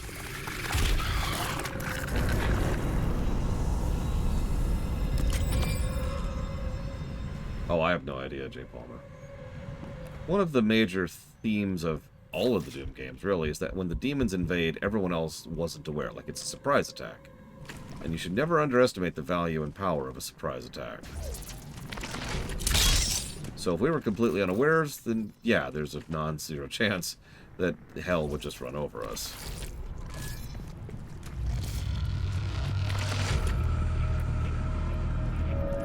Earth is the melting pot of the universe.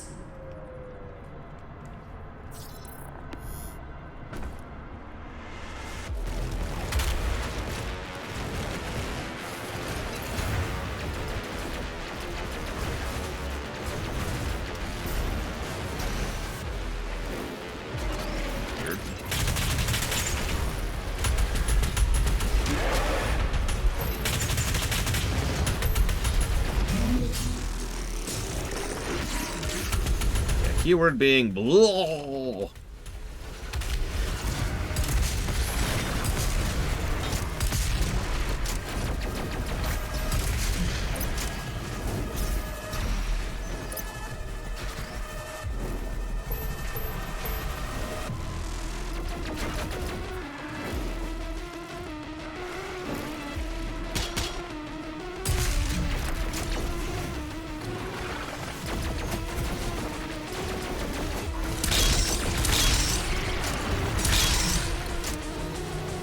Hi, this is a quad super, so you know.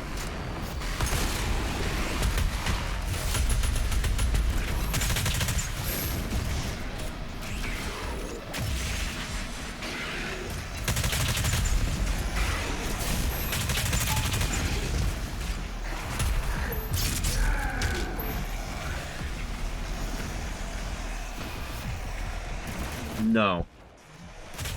One of the things that I've spoken praise of about Doom 4 is part of the Doomslayer's characterization is that he's a no-cell. I still don't actually know what the proper term is for that, and I don't care. It means, for all intents and purposes, he is incorruptible. You cannot taint him. It's not like he's an idiot. It's not like he's unintelligent. It's not like he's not willing to talk or reason or anything like that. But whatever you're selling, he does not care. Would he be corrupted by the ring? No. The ring has nothing to offer him.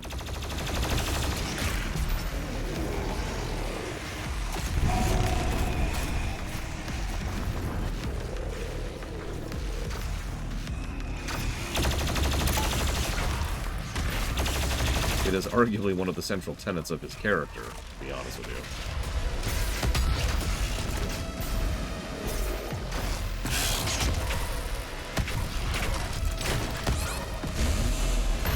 Okay then. Completely dry. But we're good.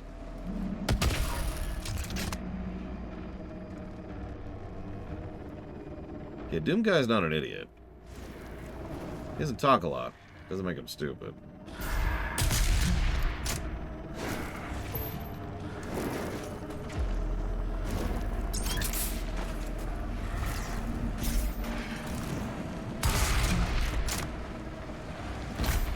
Yeah, Kiryu is actually a decent another decent example of a no-cell character.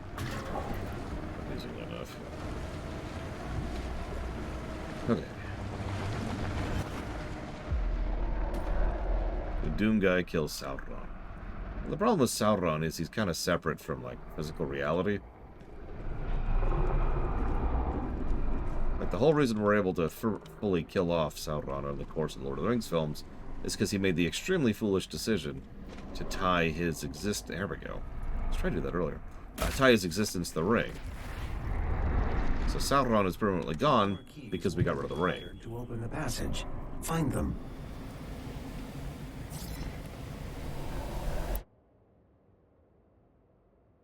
Ignore that. That's just the fire alarm. Or smoke alarm, rather. Yeah, exactly.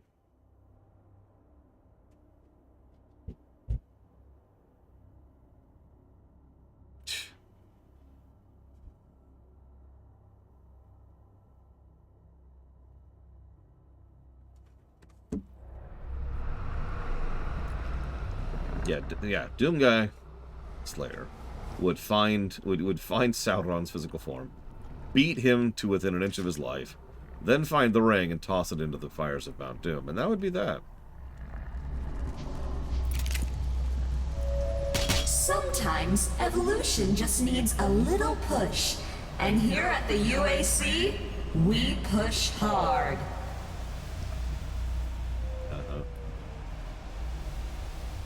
I like how they make this whole area green so you know this is where you're supposed to go, because otherwise it just looks like a bottomless pit.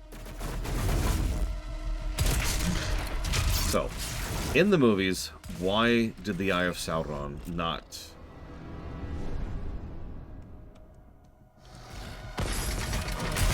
Interesting. I saw that option existed. Oh, he's about to kill me.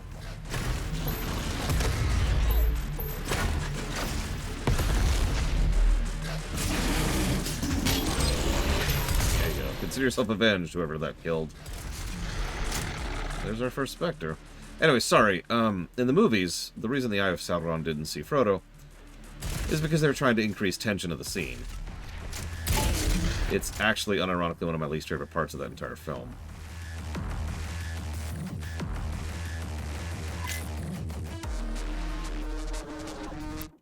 Okay. What does this do? Oh, now we have the quick draw belch. Okay. Oh, you want me to try and make up some bullcrap explanation for it? Let's see.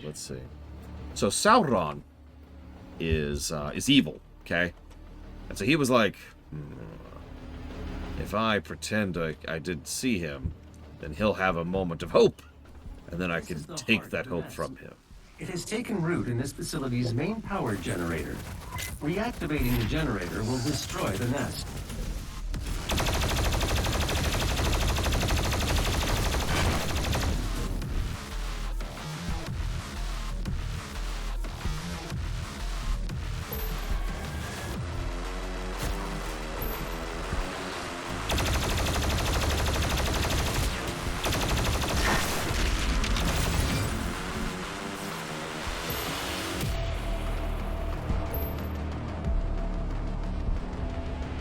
That would actually be really funny.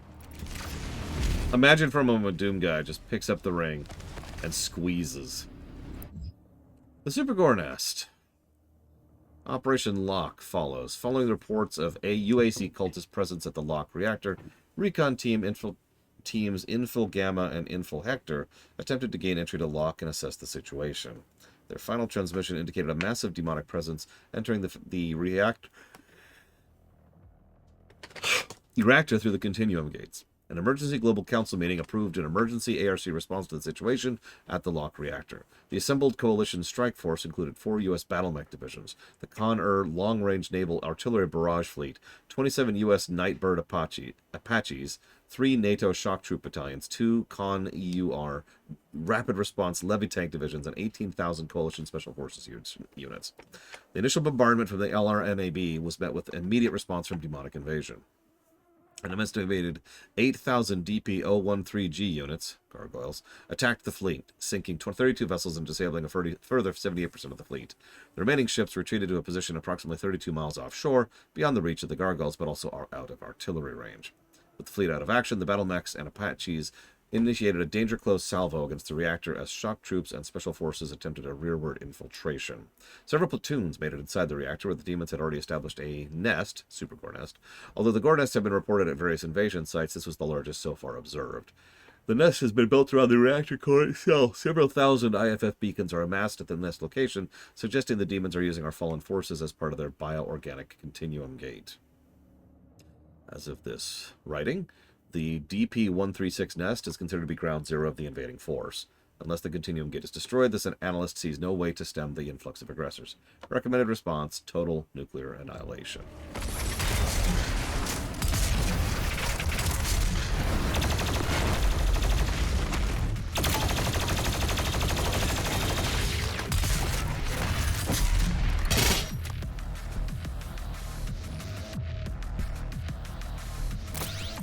Isaac could probably fight a few demons.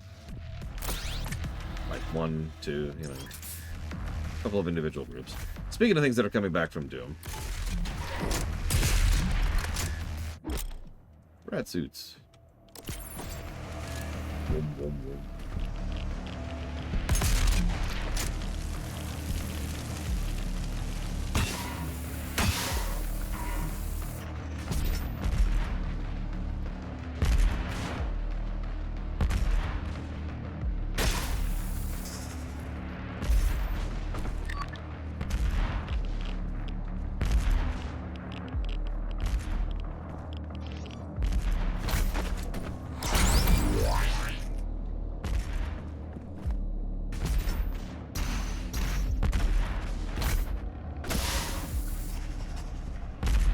Oh yeah, no, Isaac would, like, stare at a... Honestly, I'd say about a Hell Knight would probably be the upper end of his abilities. Like, a Hell Knight would be a boss to Isaac. He might be able to manage that, but that's the limit.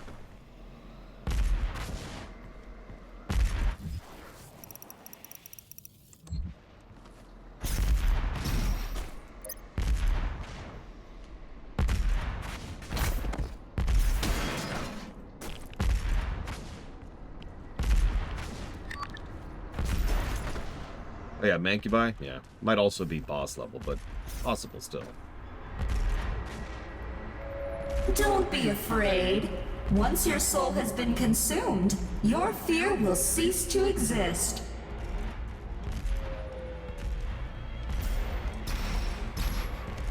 No! Oh, well.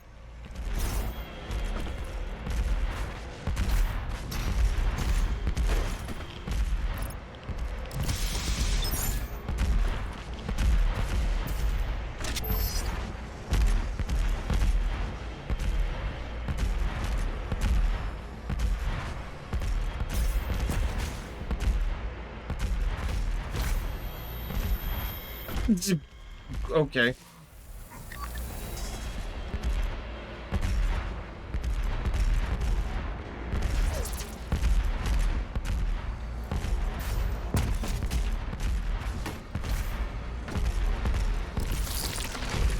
Yeah, it's not like Isaac... Access to the heart chamber.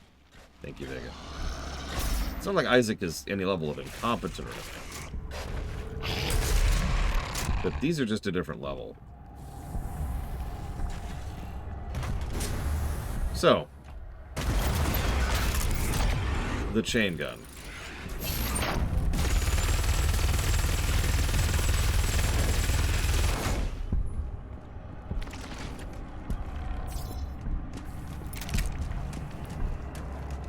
Oh god, please don't let this devolve into a Master Chief versus Doom Guy argument.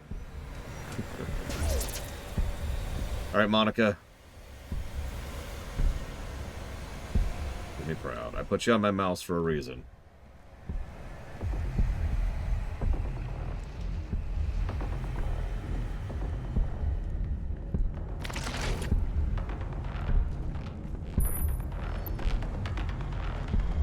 The generator is in a dormant state.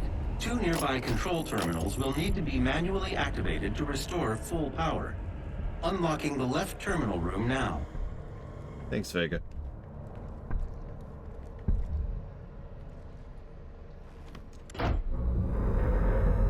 I will absolutely admit I'm a little biased here, but I do think Samus would probably win against all three. Of the three, I think Samus would be the one who would win in the end. 50% of power has been restored. The second control terminal still requires activation to destroy the nest. Although it's one of those weird questions, Unable right? to open the door to the second terminal at this time. You'll need to find an alternate route. Because it kind of depends on when exactly in their careers, right? Master Chief early on is whatever, but Master Chief by the end of, like, say, Halo 4? Oof. Same thing with Samus. Samus in Metroid 1 is kind of whatever. Samus by Metroid Dread is a planet killer.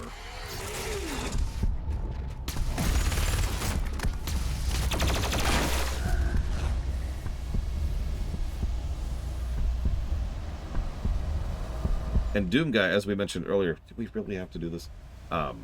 Literally got an augmentation after... Ask not what we can do for you. Ask what you can do for us. Ahem. Doom Guy got an augmentation after the events of Doom 1, 2, and 64. So, old Doom Guy is certainly powerful, but modern Doom Guy is ridiculous, right? So it kind of varies. Do not run from our mortally challenged guest. Be a good host to our new friends. Uh-huh.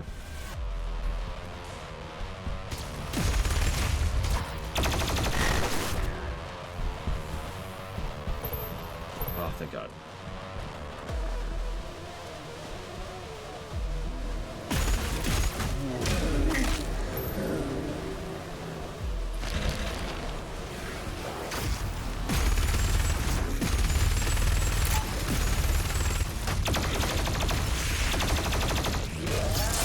There's a YouTube channel I follow called Mega Man Victory. I've mentioned it a couple of times before. It's a gentleman who came up with a custom engine, which actually does a pretty good job of simulating the bosses from Mega Man games. And all that has to be manually punched in and crafted, but once they do...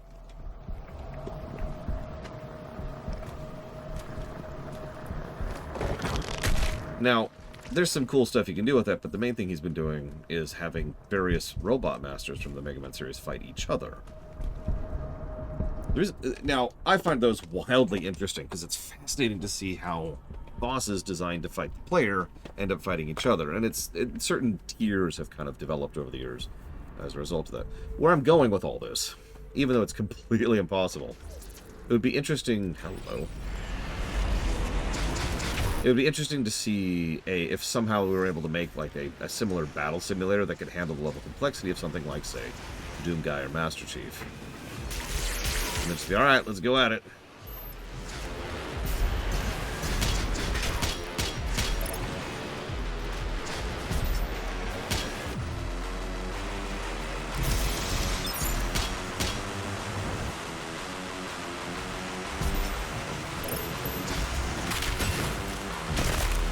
There. Whoa there, buddy. 6 feet. God. What do I have ammo for right now? Ah! And we're actually dead. God damn, that frickin' melee problem.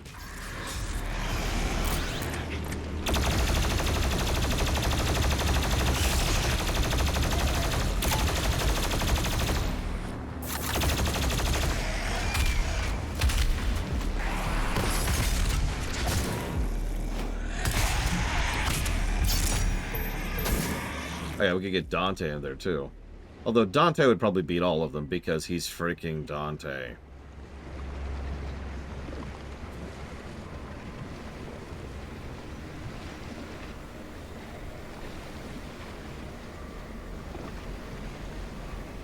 Where the hell am I? I just turned around after all that.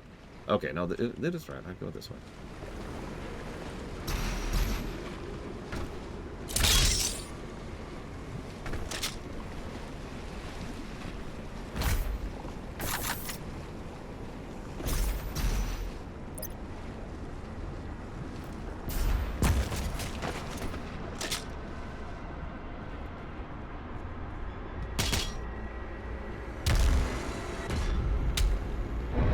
You.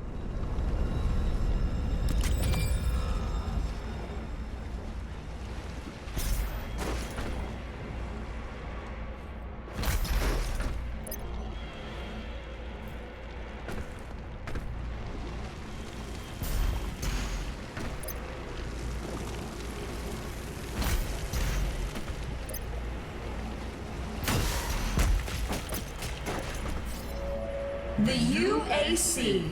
Your blood sacrifice today makes for a better tomorrow. Why does it have to be blood? What is it about blood?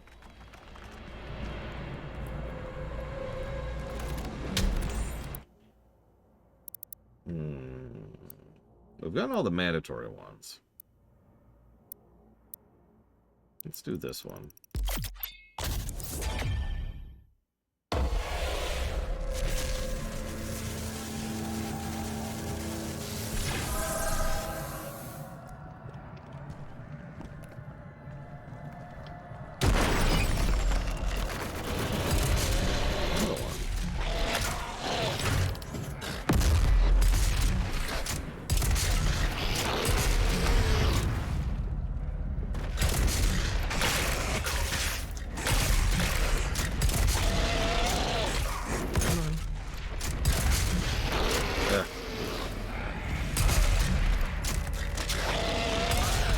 There we go. On the front. That's 2.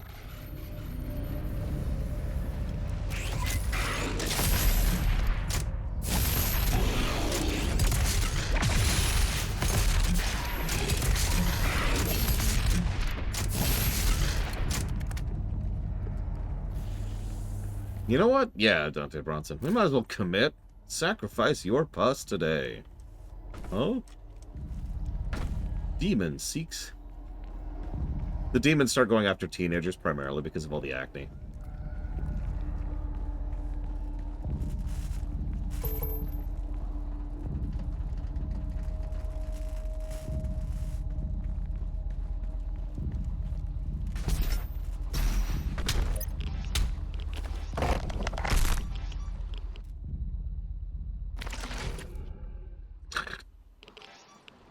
I knew someone who did the exact same thing, Zactave.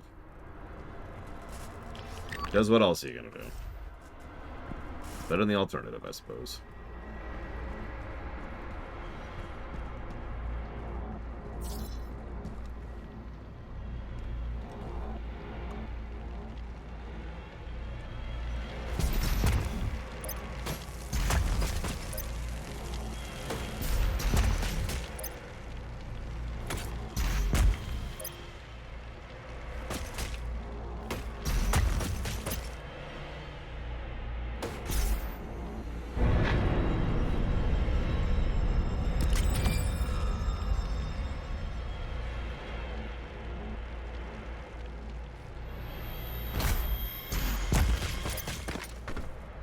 Actually, yes, Sean.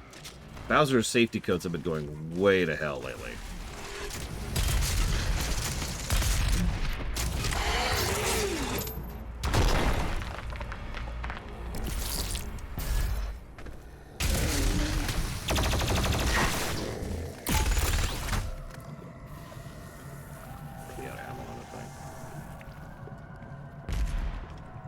King K. Rool is still my main in Smash. So shall he remain. Why is there a wheelchair here? You know what? Don't answer that.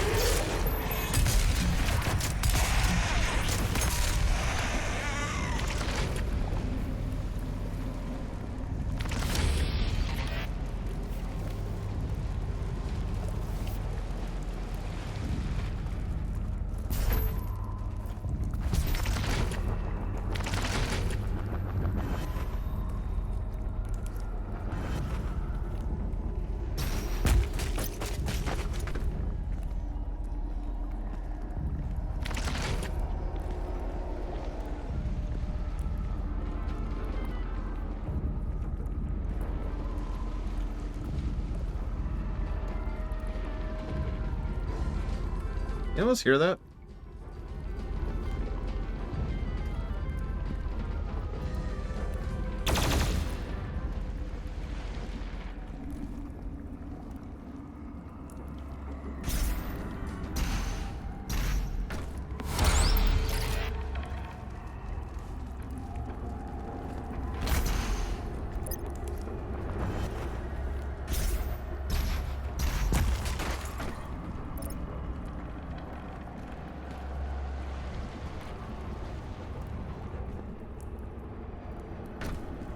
Maybe Dante Bronson.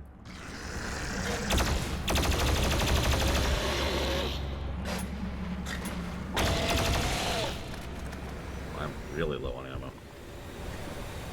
Alright, time to chainsaw something. Well, I haven't upgraded this one yet, Ghost Rider. So ask me again when I get an upgrade for this sucker.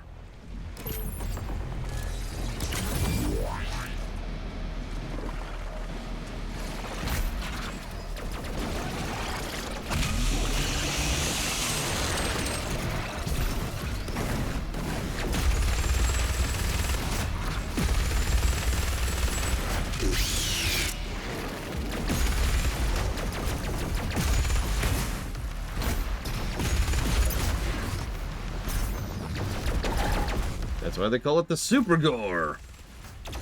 Super Gore Brothers. That sounds like a 90s thing, doesn't it?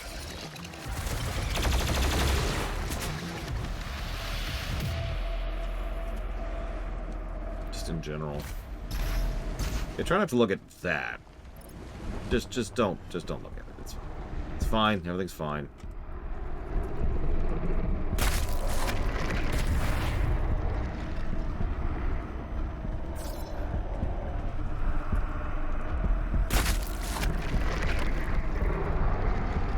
The hellified barrier has opened.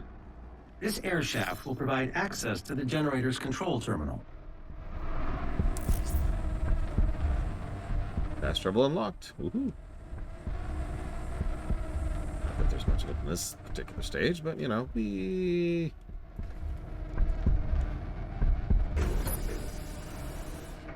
Oh, I do, Baron. I hated it too.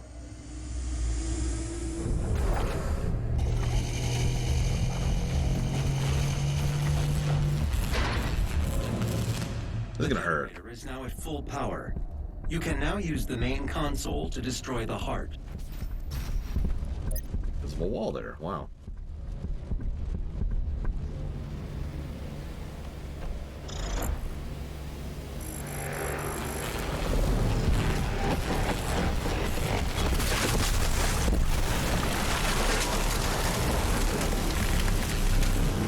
The generator is overloading.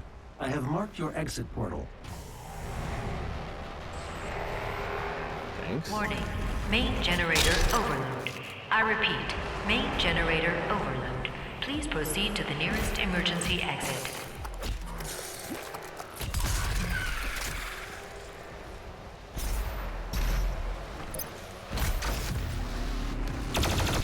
Out of the way, please. Thank you.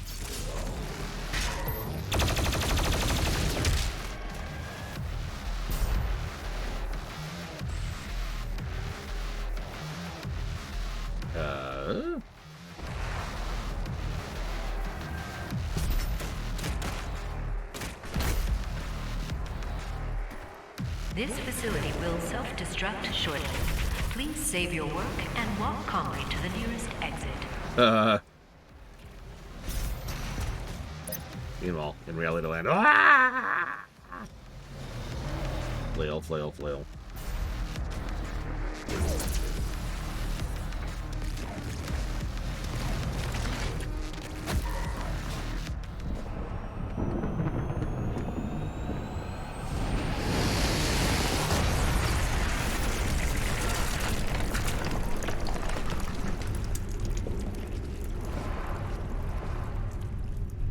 Juicy.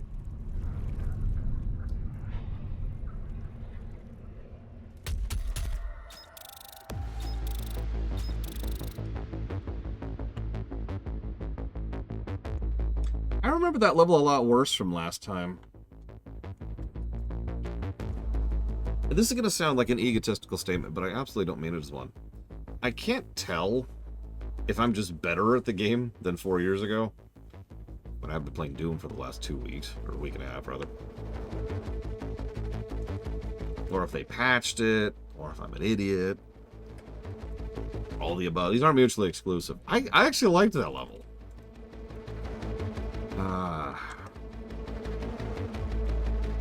Yeah, exactly, Chathon. I'm already in the zone, so to speak.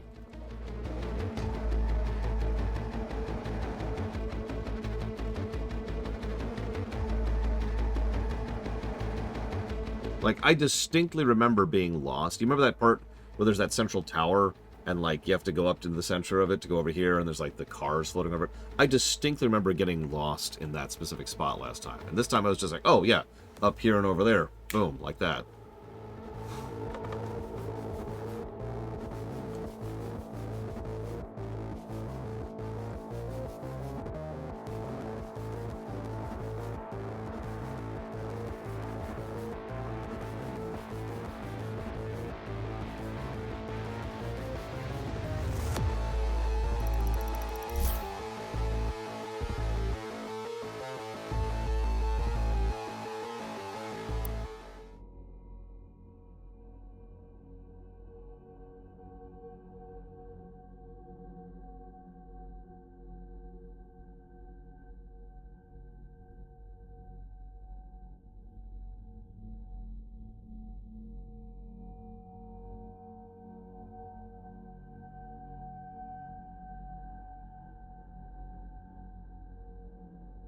Oh, I have to hit space. Sorry.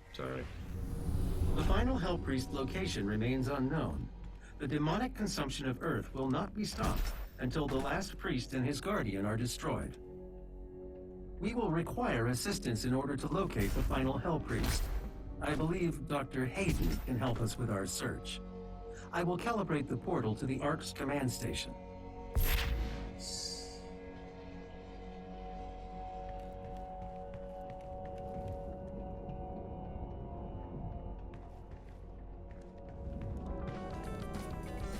This is the Resistance Network. In an unbelievable turn of events, the Supergore nest has been destroyed. Reports from ARC personnel in the field say that they have seen a significant decrease in demonic activity across the globe. Many believe this is proof that the Doomslayer himself has in fact joined the Resistance effort and has successfully eliminated key figures within the ranks of the challenged.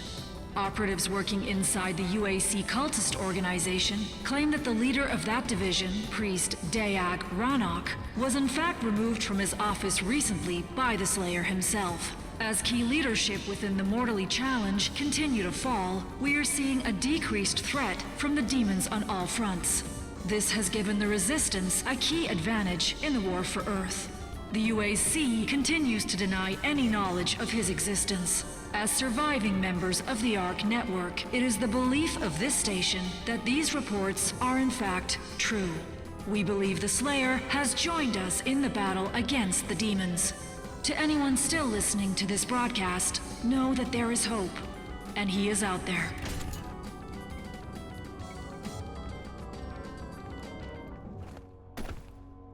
Weird. That is such a weird bug. I know we didn't have that bug last time. Yeah, this is Minerva? Oh god, I can't remember the name of my own girl. Yeah. No. Don't you?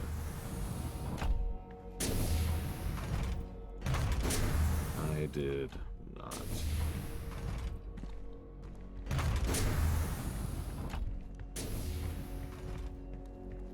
Monica, that's her name. Monica 2.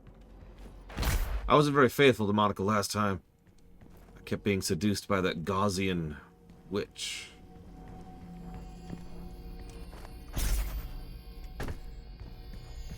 So Samus, Chief, and Doom Guy. You gotta get Dante in there. I mean, come on. Do I have enough? I do.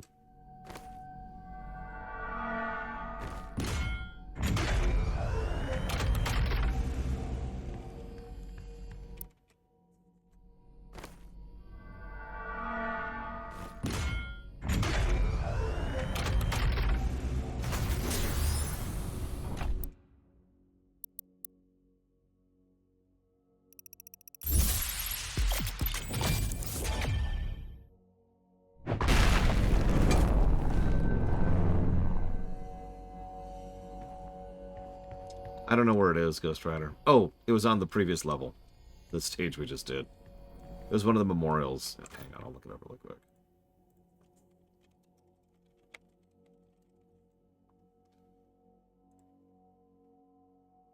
Give me a second.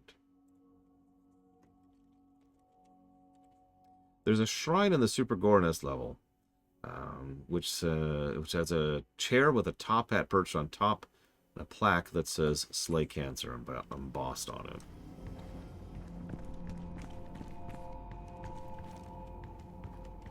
No, we haven't had... I could have gotten a weapon upgrade right now, just now, previously. But I didn't actually bother because I wanted to finish off getting that armor upgrade. Now, the next thing I'm going to spend batteries on is a weapon upgrade, assuming I don't just find one in one of the levels.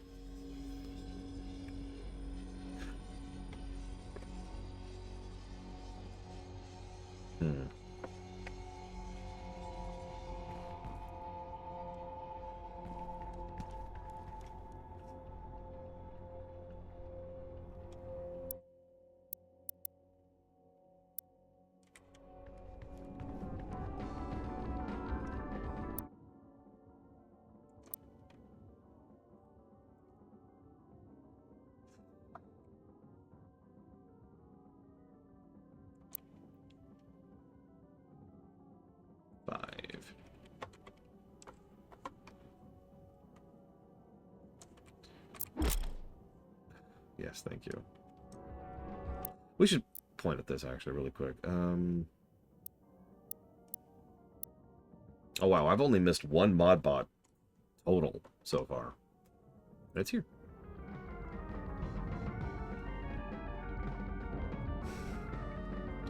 Yeah, Total Biscuit was one of those fascinating situations. It's not like I agreed with him on absolutely everything, but he was legit. Please remain calm. And that is a rare and precious thing.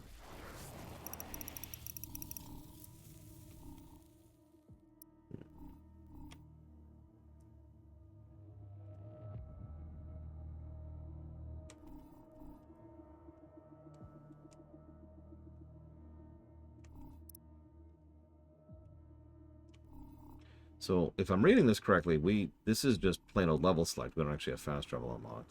Which is what I was kind of hoping for.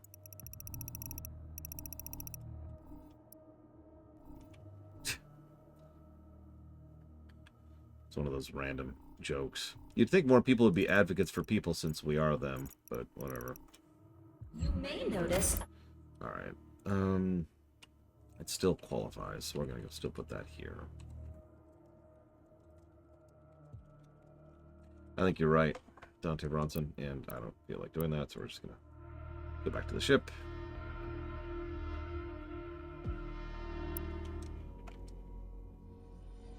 Man, I'd love to be at that point someday, Archeon Vale, but I never will, and I know it. Earth will not be stopped until the... Yeah, fine. Let's do... that. As the priest and his guardian are destroyed. Master levels.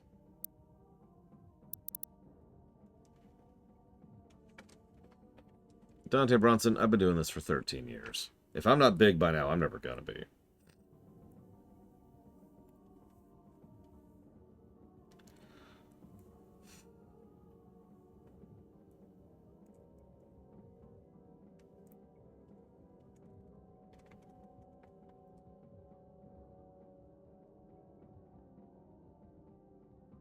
Feels like master levels are kind of mini-game territory. For lack of a better way to put that. Oh, absolutely, Seth. I do like, having a bit of a mental acknowledgement of pretty much every name in my chat right now. Like, I'm not saying I could be your best friend or anything like that, but I could at least recognize you, acknowledge you, remember things that you've said, remember preferences, stuff like that. And, of course, be able to chat with you individually.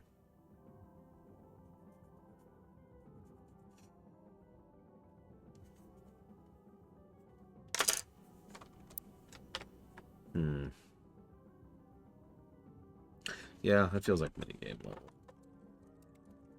We'll put a question mark by that for right now.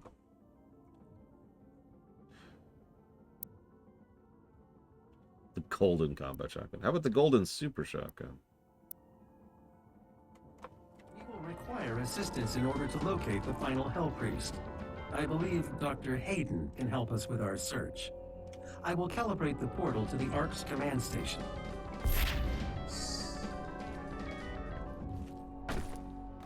I mean, it's not like I can take credit for that Archeon build. Yeah, that's what I was thinking. Like, they feel like... The real problem is I don't want to play those levels, but I kind of have to actually gauge them. Let's do one. Let's do one. Just the first one. Oh, we get to choose a difficulty. I've changed my mind.